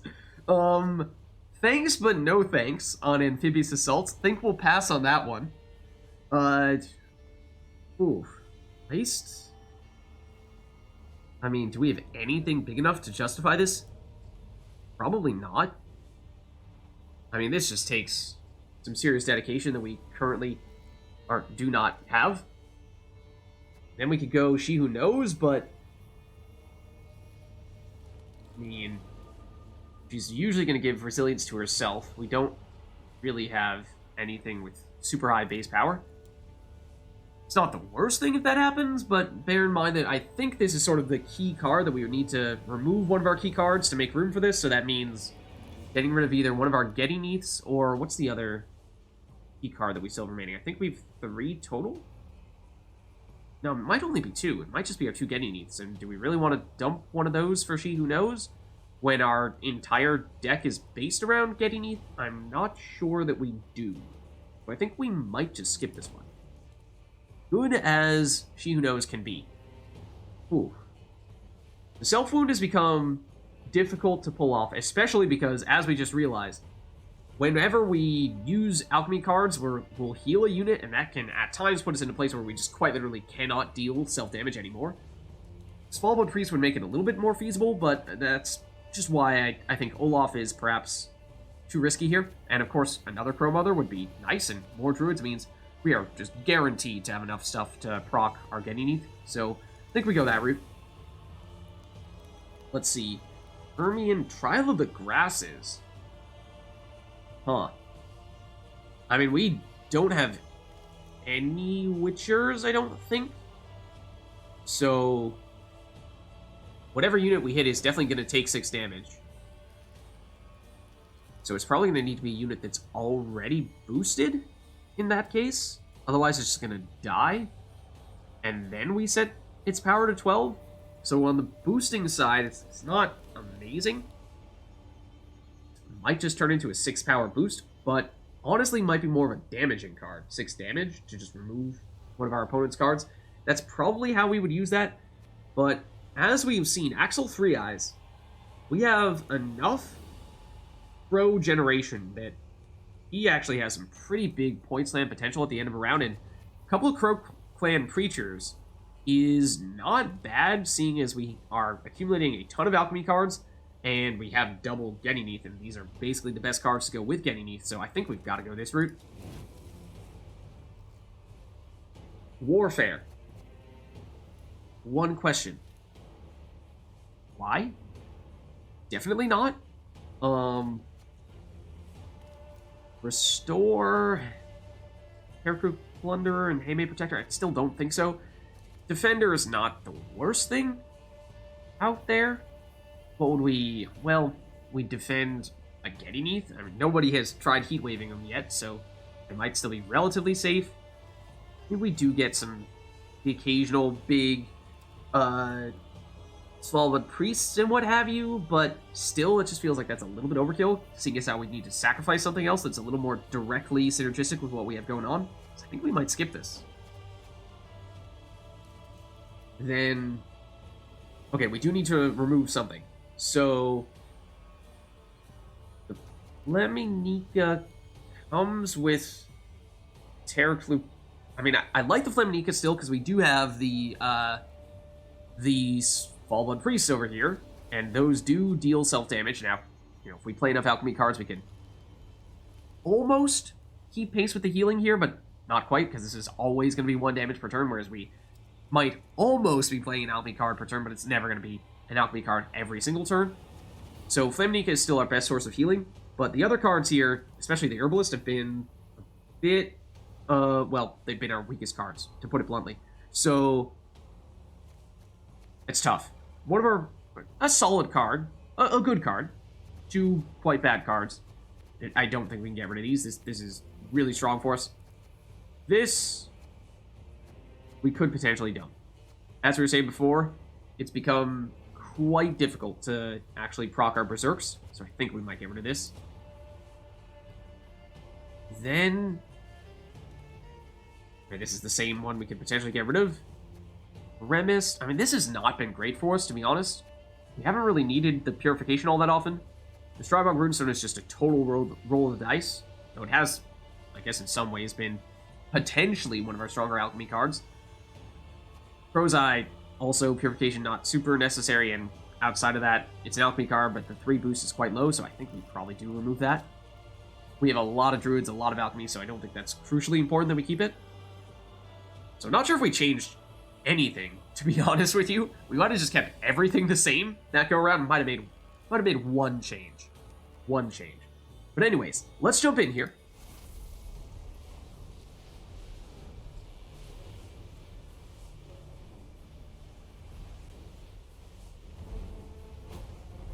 Alright, so going against monsters here. And we'll go first.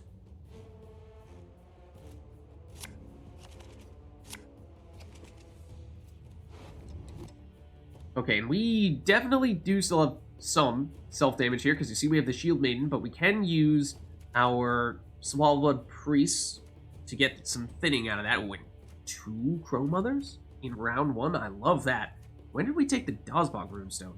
That's a weird one. Okay, we are going first.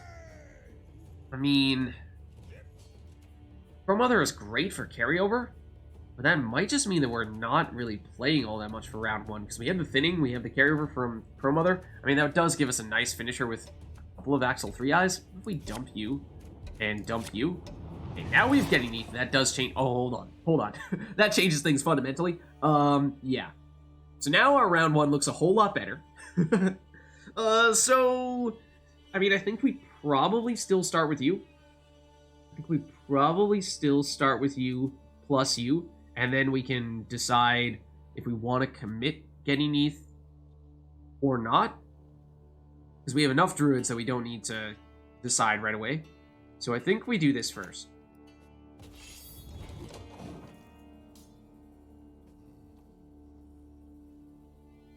So they could be vampires, or just general bleeding, or some kind of damage. That would be my first guess. Okay. Oh, Old Spirit Tip did just get reworked with this patch. So that's intriguing. So the way he works now is after 3 turns, summon the other one from your deck. I assume they have the other one in their deck. That'd be mean if Draft only gave them one of the 2 Old Spirit Tips. Let's see. So to this row, increase its base power by 6, then banish self. If Old Spirit Tip asleep takes damage, summon an Old Spirit Tip to your deck, then banish self instead. So it is bad for them if it takes damage. I mean, we don't have damage anyway, so it's not like we can really do anything to stop this from happening. Unless we were to use our leader ability on him, which I don't think we want to do. I mean, you do banish self, so actually the boost doesn't matter. But I'm still not sure we want to go to that extent. Those lengths to try to shut that down. So let's stick to the plan. So there's the thinning. So that helps us going forward in round 2 and round 3. We can just go with Crow Mothers after that, because they will also give us carryover in round 2 and round 3 if we want to keep it simple. But if we want to push, then of course getting Neath is our key. Alp. Okay, so it is some bleeding. Are they gonna be vampires the rest of the way? I don't know. Let's see, so if we're on 8 cards, this would be 7, 6. It would be quite a quick round if we just went with the 2 Crow Mothers and passed after that. Not sure how keen I am on doing that, but I mean, that would be 8 points of carryover, which is pretty awesome. I mean, if we do that, then we still have 1, 2, 3, 4, 5 druids. Okay, so, you know, we just don't need to make up our mind yet, which is pretty nice. We can just play Chrome Others and decide later if we want to use the scenario or not. Do we want to use Crystal Skull just in case? I mean, we shouldn't have to yet. Not that there's any real reason not to right now, I suppose. Okay. More vampires. Are they going to have Regis? In which case, that might influence what we want to do here. Okay, so now we go second Crow Mother. And let's use Crystal Skull just in case we decide we want to pass after this. We do have a pretty large lead. So there is something to be said for that. Of course, we're going to take some damage from the bleed. We do have one engine that's still going to go even if we were to pass.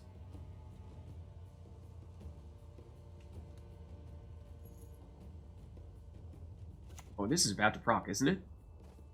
Savage Bear. Hey, that's a skeleton card. That's ours. Oh, but it does have bleed. But did this already... Wait, hold on. Do they not have Old Spear Tip in their deck? Did this proc and it just didn't do anything because of that? Oh, that is cruel. That is cruel if that's what just happened. It looks like that's the way it played out. Let's see, we're going to take 1, 2, 3 points of damage from the bleed. Then we're going to get boosted by 1, net boost of 1 from the Svalbard Priest. So we're going to have what? So that means we're going down 2 this turn to 33 if we were to pass. That means they would need to play something for 13-ish with 1 card. I mean, well, they do kind of have 2 cards to catch up to us. So you know what? We might want to do this as well. Technically speaking, if we were planning on doing this all along, then we should have done it as quickly as possible.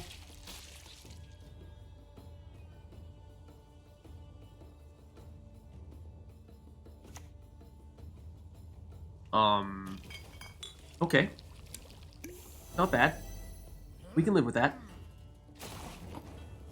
Okay. Now I think we pass, because at 5 cards, you know, it's a slightly short round 1, but not a ridiculously short round 1. And so that means that, you know, if they do try to play additional cards to catch up to us, then we might still force them to go cards down here. They are playing. So the question becomes, can they, pass us 1 card? Yes, they can. That was a huge commitment, but impressive, nonetheless.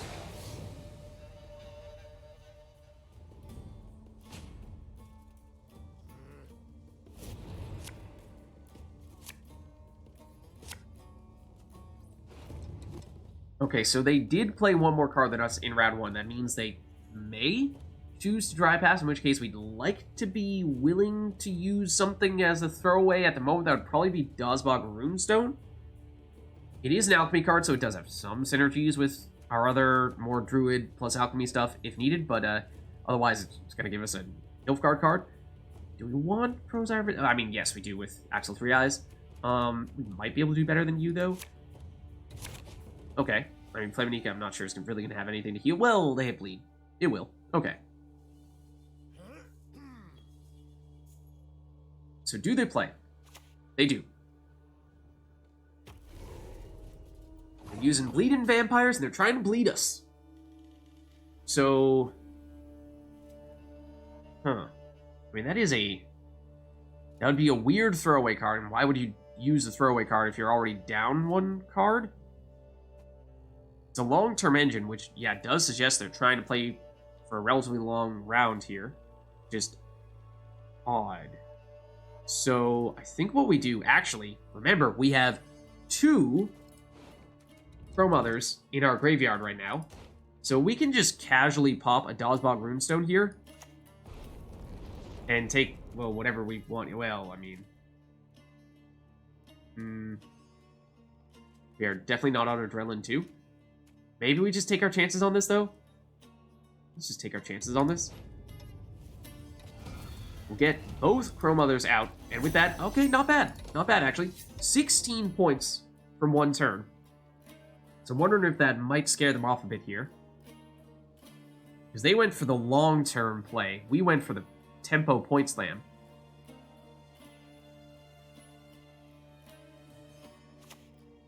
Okay, it's an Alp for more bleed. I mean, it looks like, what with all the vampires, they would love to have Regis. And maybe that's why they're pushing here, is because they think they can win if they do lean on Regis.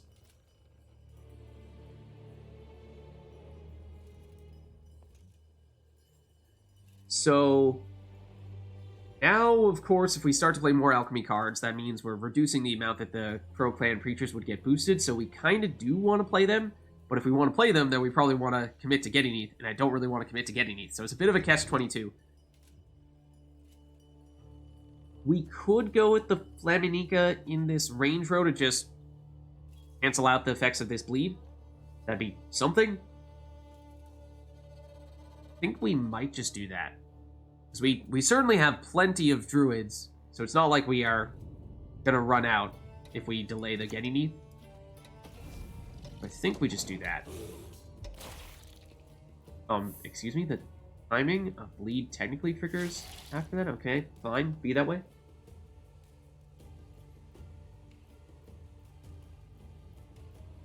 So they are playing. It's Unseen Elder. Okay, that is certainly strong. But with all the bleeding units in this row, eventually the Heme Flaminica will start to heal those guys, and if we do start to break out all of our alchemy cards, we'll get some healing off of that as well. So, I mean, if they're playing the Unseen Elder, they're going pretty hard in this round. That much is pretty safe to say. So, does that mean we go getting ETH? Or does that mean maybe we go just a Crow's Eye Rhizome to get some more beasts out here to set up Axel 3 Eyes? I don't know. I think we might just go get an ETH. And I mean, if they're pushing like this in round 2, then as long as we have an alchemy card in round 3, we'll get 8 points of carryover from Crow Mother. That might be sufficient. So you know what? With that in mind, I'm perhaps a little more willing to commit getting ETH here. Obviously, it's huge. Obviously, it's a huge commitment, yes. We do have another one in our deck, but still.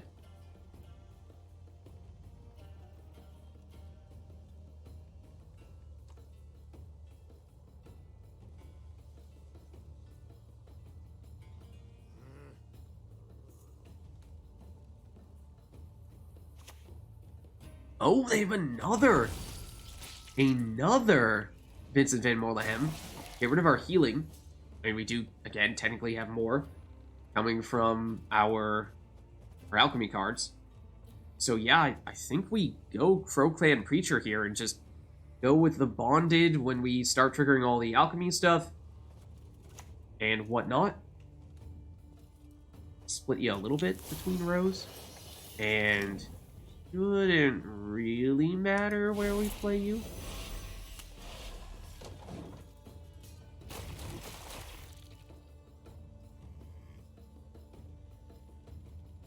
We are going to want to play our Axles in the ranged row, so we should try to keep space for them.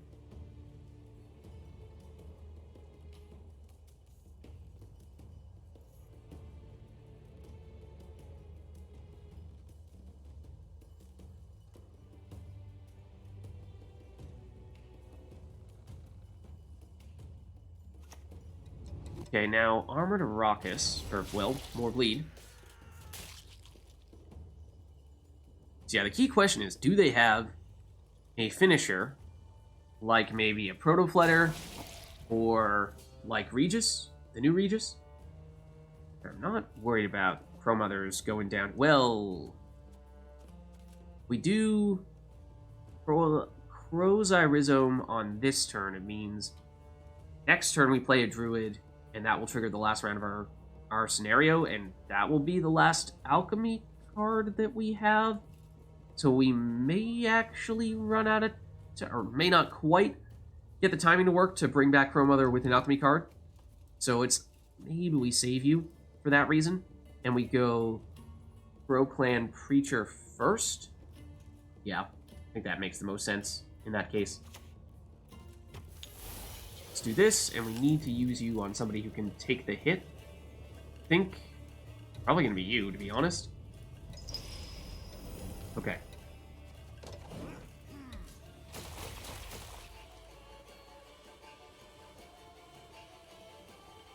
So do they have any big cards to catch up to us? Yenvo! Where did that come from? Where did that Yenvo come from? Excuse me.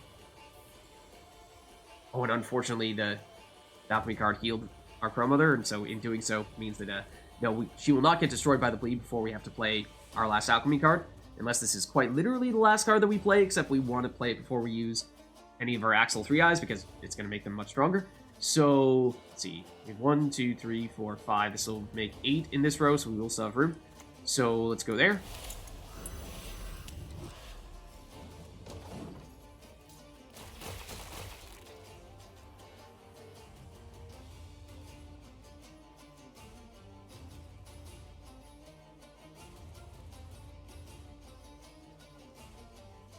So we're going to play these guys in the range row if needed. We've been asking ourselves, what is their finisher? Apparently they don't have one. Or at least they're not willing to use it right now.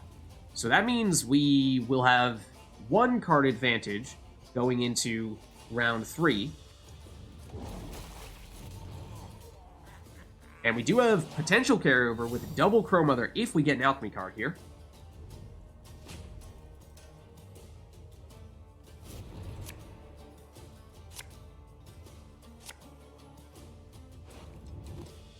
Okay, and we get alchemy cards, and we get alchemy cards that give us crows, which is good to power up these axles, so that's nice. We can boost those crows with the Crow Clan Druid, which is also nice. Except the order here is a little bit awkward, because we'd like to have a Druid before we play you, to get a little bit extra crow action, and we don't want to play you before the crows, we don't want to play you before the crows, so... Oh. Yeah, that works.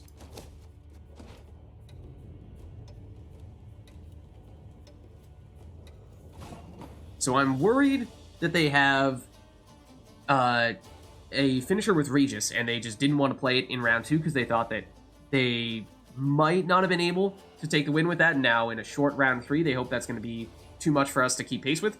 But getting ETH is pretty sweet. So we'll use that. And we still have our leader ability here. They have 2 leader ability charges as well, but I think ours might be a little more impactful when we have all of our druids set up.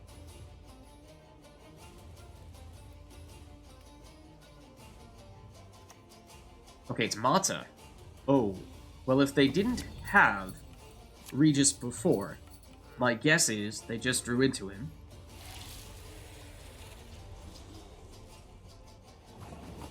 Okay. So we could opt to spawn in the crows now with Crow Eye Rhizome, or we could, yeah, we'd like to do that first because we don't have Beast boost yet. We don't have anything to heal yet, although that you might not have anything to boost at, or heal at all. And we definitely want to have crows down before we use you guys. So yeah, I think we do go this route here.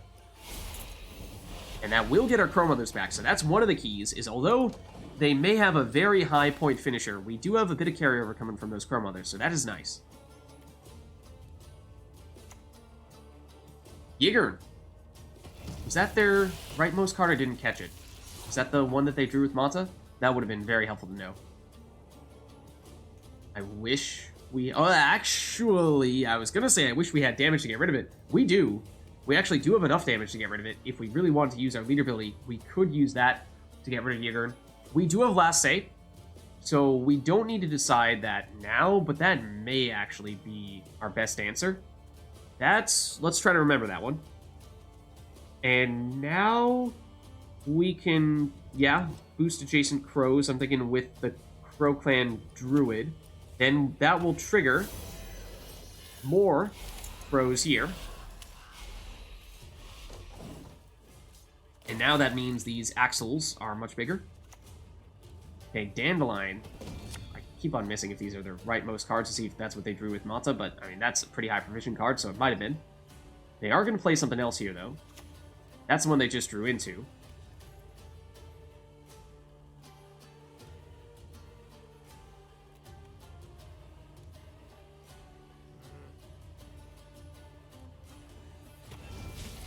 Okay, it's, well, surprise, surprise, more bleed.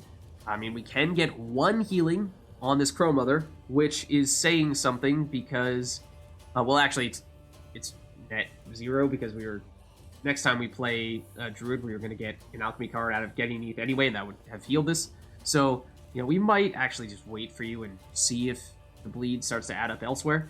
Yeah, that's probably the right option. So, now I suppose we go with at least 1 Axle. And we go range row to boost you based on the number of crows we have. Oh, well, yeah. For a second, I thought this was giving us additional crows. It's not. I was going to say, if it was, then we should have played another Druid before. But no, this is fine. So then,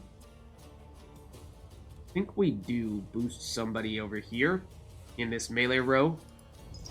You're going to get pretty big, yes. But I want to keep you guys damaged so that we have an option with the AMA Herbalist.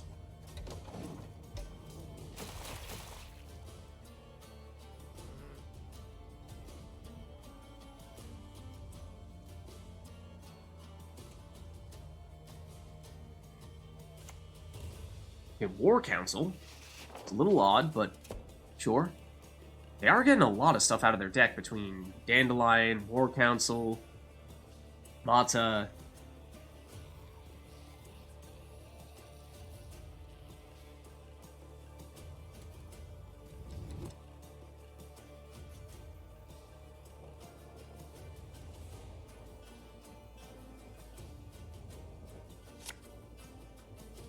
Oh.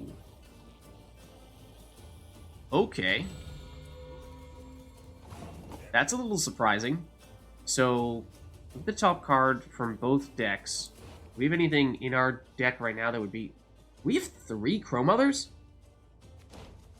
I thought we had only 2. We have 3 Crow Mothers? I mean, that's not, like... That might be the best play for them. To steal that, or Axel. Do they have any beasts? No, these are vampires. No? Okay, so it's not like they have anything humongous that might steal from us. They're probably just going to play whatever card they get from their deck. So, we could heal with the Herbalist for 1 point of healing. The benefit to doing that is that we can save Axel for after they play their last card in case they have any type of answers for him. It does mean we're getting a little bit less out of the healing, but I think we do that. I think we do it. Just in case. So we do have a lead here, so let's play it a little bit safe. Want to see what this last card is, and well, we're going to get another card out of his build. I think it's just going to be the top card from our deck. Yeah. Oh, yikes. Okay, that's not ideal. Actually, we can make that work, though. Decoy! What is this nonsense? And then a Crow Clan Preacher? What? What is this? It's weird. Yeah, they do still have 1 more card remaining here, but I think now what we do is we go Terror Crew Plunderer, and we will damage this Crow Mother, destroy it, but remember we still have our leader ability, which we'll use on our next turn, and that will bring Crow Mother back out from our graveyard, so on net, it's actually 0 self-damage, and we're getting the 4 boost in that case, so that sounds good to me. Yes, it could have gotten us a little bit closer to taking out Yigger, but I think we're probably going to use our lead ability to destroy it.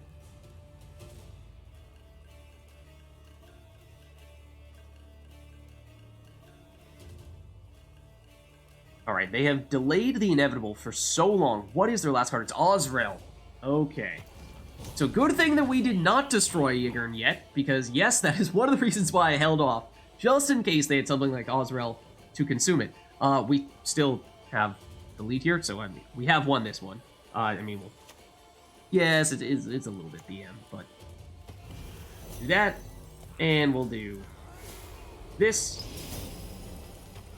Bring you back, and there we go.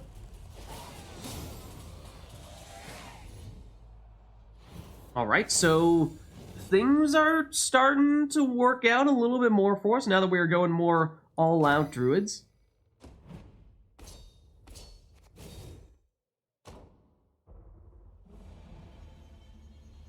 Let's see, and now we have the chance to add in some additional cards if we'd like. Except I'm not sure we want to. Like, Blood Eagle, Gutting Slash, or Whale Harpooner just doesn't really work with us. The Self Wound, as we've experimented with previously, that's the key thing that we've dropped as of late. So it's just hard to do when we're healing every time we play an Alchemy card, and we have a bunch of Alchemy cards. So I don't think we want that. And then Soldiers, no. So let's skip this one.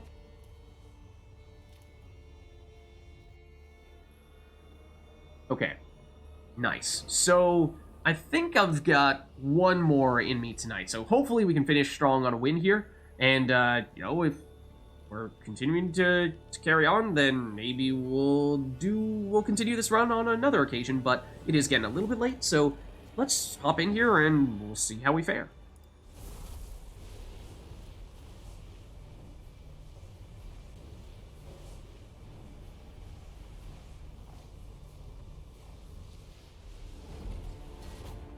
Okay, it is Nilfgaard, and we'll go first.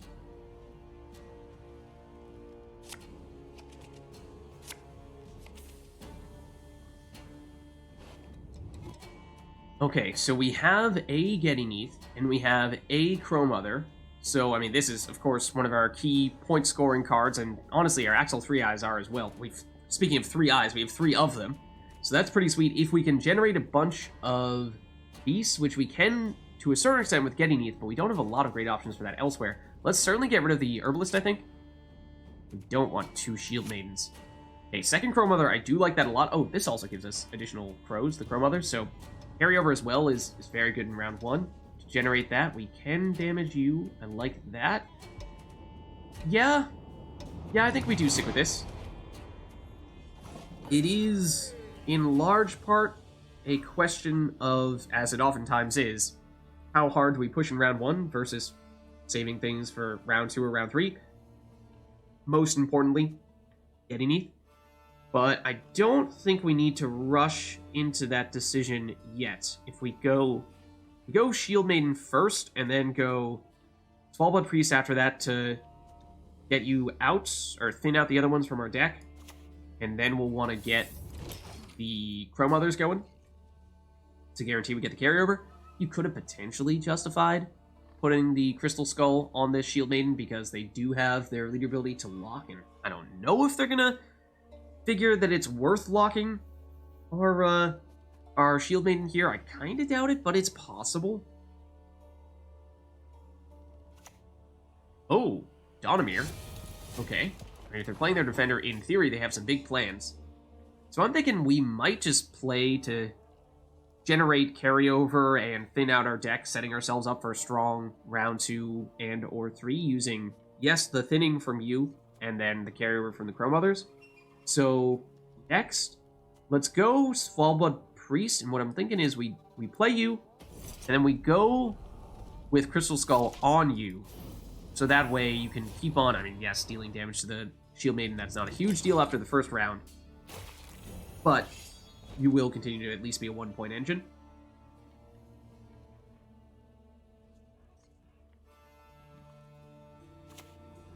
Okay, Rain. Really? I don't know what this deck is that they are running. Donamir, I mean, the Defender package I think you can get for just about anything. Their leader ability would suggest there's some kind of control-based deck, but Rain, I mean, where did that come from? I just don't know. So, I think now, we have plenty of druids, right? So if we really wanted to, we could delay quite a bit and play a relatively late Gettyneath. Of course, we'd rather not play Gettyneath and then immediately watch our opponent pass and have us go, oh, well, okay, we just played our best card for almost nothing. I mean, even then, it's pretty much a play Gettyneath to win round 1 option, so, I mean, that's not terrible. But yeah, we'll play Crowmother next as well. That way we have the carryover, at the very least. Oh. Okay. Yup. That'll get the Sentinels out from your deck. Still trying to figure out what these people are doing. So, I mean, let's go another Crow Mother here. I mean, we would like to keep as many crows as possible because that will make the Axel 3 Eyes more powerful. So, I would rather you not destroy more of them. Quacks. I honestly don't even... Oh, you're going for the small one. Well, it's not very good for us. It's a 1 power card. I just assumed you were going to play this in the melee row. But no, you went for the shield. Huh. Huh. Still don't really know what to make of that. I mean, you could even potentially make the case that we just pass right now. It's still a little bit early. I mean, we have a, what, 10-point lead, which is something, but... might go Crow Clan Druid here. That's what, a 3 plus 4, it's a 7-point play. It's not bad. And then we continue to give a little more time for the Svalbard Priest to do its thing. Yes, we do that. And at this point, I'd rather not go the Getting ETH route, just because at this point, if we play it, I think they're probably just going to immediately pass. A bunch of weather effects. What is the deal with this? It's odd. So now that we're on 5 cards, I feel a little more comfortable passing here with a 16-point lead. Yes, the Frost is going to continue to damage this Fallblood Priest, but he'll continue to boost himself a bit. So I think we've got enough of a buffer here that I feel okay with this. We're hoping that if they want to catch us, it's going to take them at least 2 cards to do so. May or may not be the case. I mean, if they want to use their lead ability, they could probably make it happen. But that might be an exchange we're willing to make. Vander's Horn. He is pretty big, but it is not enough. So that bodes well for us. Sure, you can give yourself a shield, but that's not going to help your points. Certainly not, at least in the short term.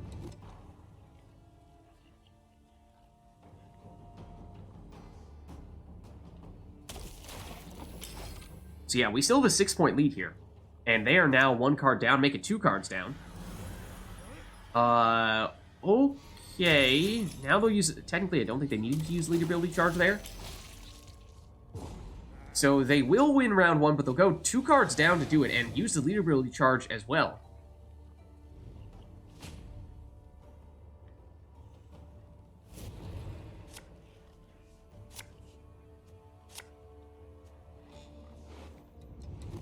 So because they played 2 more cards than us, they should try pass. Otherwise, they try to push here, and we probably have them...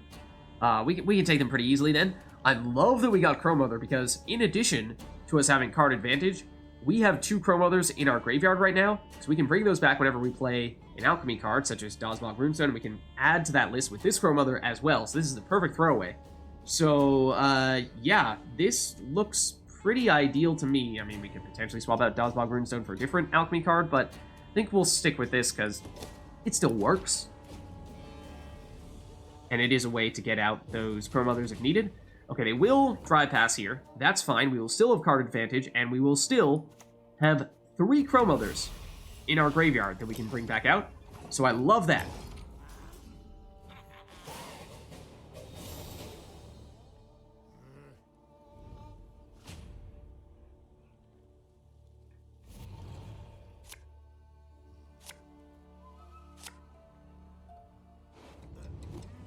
Oh, man. Okay, well, now we have 2 Getting ETHs, so that's pretty sweet. Yeah. You don't see that very often. I mean, we have had 2 Getting ETHs in our deck for a little while now, but never in our hand. Or we've had them in our deck, but never had them in our hand simultaneously previously. So, now we might be willing to dump the Dazbog Runestone, just because we have lots of alchemy cards we're going to get from Double Scenario. So, let's see if we can do any better. Svalbard Priest, do we have anyone that we actually want to self-damage? Not really, but we can heal with the Heme Flaminica. So that might not be a terrible thing. Still think we might be able to do a little bit better, though. Okay, well, more alchemy. So, let's see. What is the proper order of operations here? Do we technically want to have all of our preachers down as soon as possible? That way we are getting as many boosts as possible once we start getting the alchemy cards from getting these. I think that's technically the play. Right? I think so. I think so. And then we make sure we have Bonded activated for those alchemy cards as well. Yeah. I mean, they do have the ability to lock. They are probably... I mean, they should lock one of these Crow Clan creatures, but we have a bunch. We have a bunch. 5, to be precise, when you consider the 2 coming in from Ganynith as well. Necker. What the heck is this deck? I don't understand. Yeah, there is their last leader ability charge. We certainly expected them to do that. Fortunately, we still get bonded from this. And fortunately, we have plenty more Crow Clan creatures where those came from. Once upon a time, we had a lot of purification. I don't think we do anymore, though. Casino bouncers. Okay.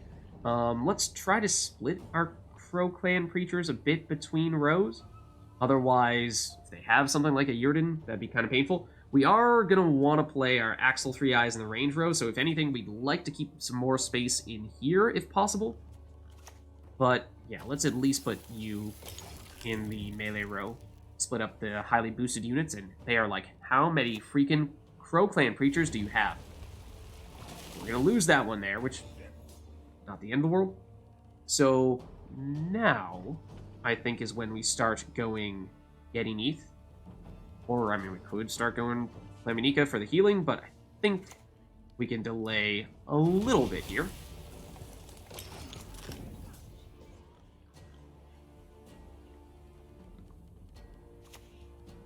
Okay, on Crate Greatsword, it will get boosted a bit from our damage, or the damage that we will take.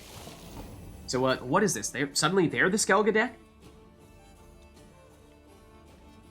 So, do we get greedy and put down our second Ganynith here and risk that the damage from the rain might actually destroy a Crow Clan creature? That would be quite unfortunate, but it does mean we get all those Crow Clan creatures out before we start triggering all the alchemy cards when we play more druids.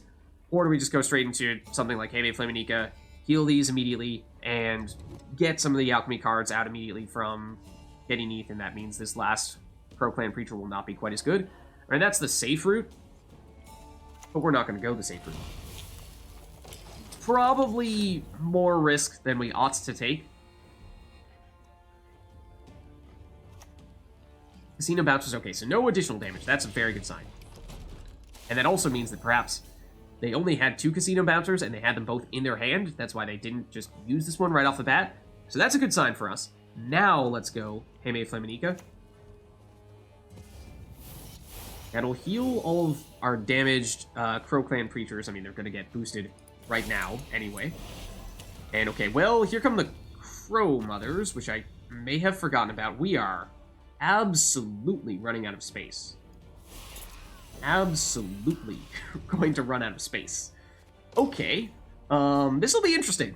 This will be very, very interesting. We kind of want them to destroy some of our crows after all, because otherwise we are just not going to have room.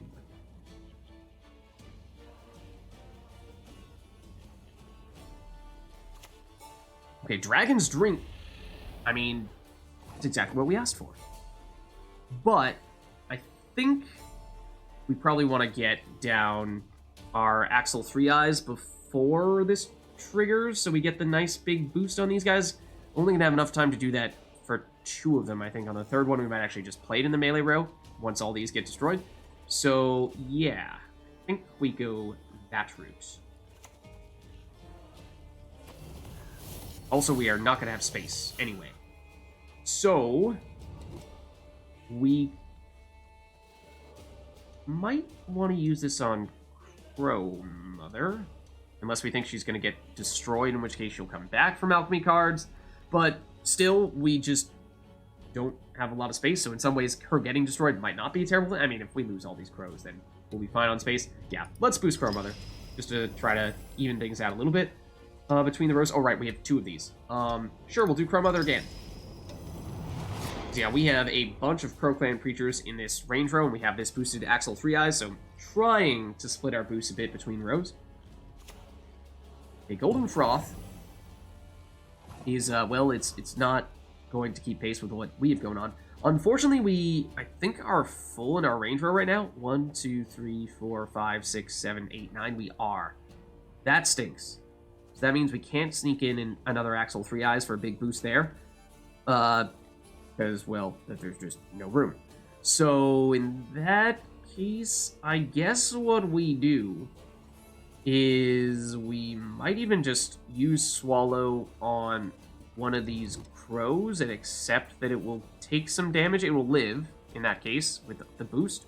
Probably still going to be best to put these Axel 3 Eyes in the melee row, or have one in the melee row and then have the second one in the range row if we have space, except we probably aren't. But anyways, boost you.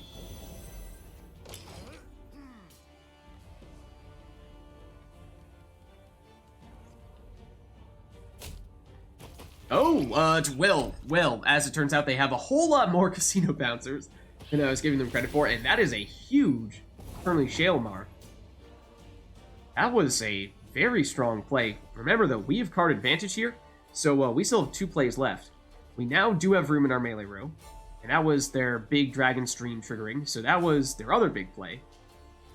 So now, I mean, we still don't have a choice playing you in the range row. Not that we would really want to at this point with just 1 crow. Let's do this.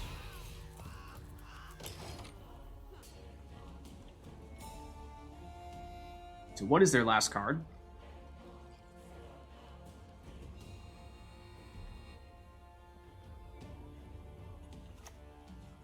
It's Yennefer. They're going the damaging route. We had a similar number of units. But we're still in the lead here with 1 card remaining and leader ability as well. So, I mean, we could BM, but we kind of did that before. So, we'll be kind. We'll be kind this time. We'll give them the GG. Let's see. Which, in hindsight, might have actually been BM. But, either way, we'll take the win.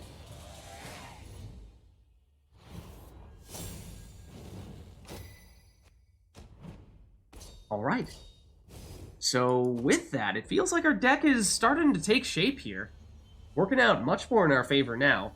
We can make some additional modifications here. Looks like we'll have the option of adding 4 sets, removing 4 sets. I mean, I do like what we have right now.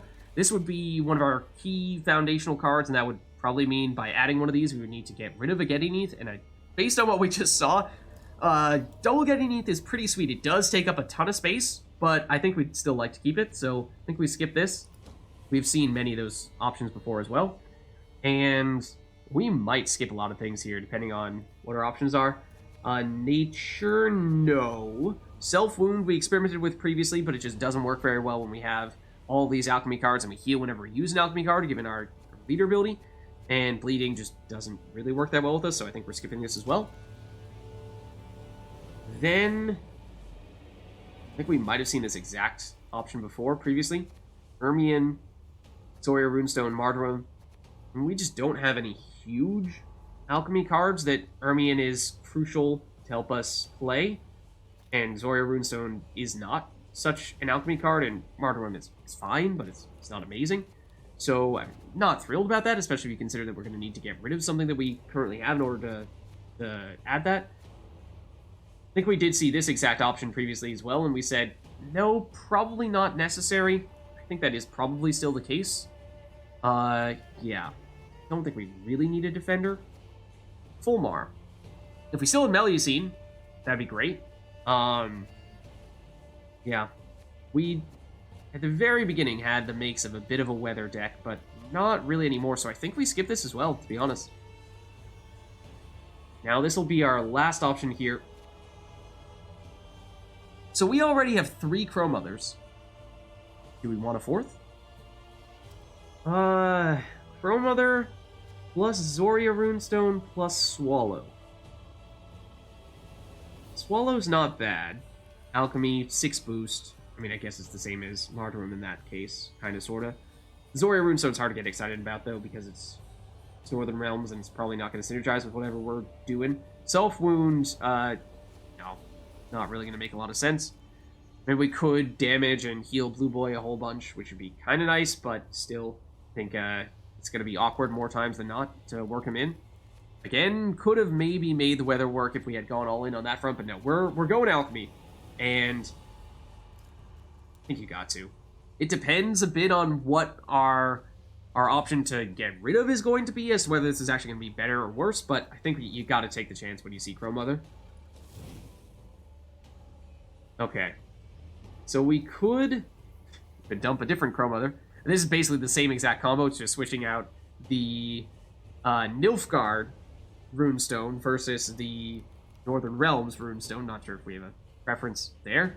But Shield Maidens we have been using, and hard to say definitively how effective they've been, but we have been using them pretty consistently in round 1 and getting the thinning out of that, and decent value nonetheless. So, decent value as well. So, that's made it so that our round 2s and round 3s have been really strong, increasing our chances of getting things like double getting ETH.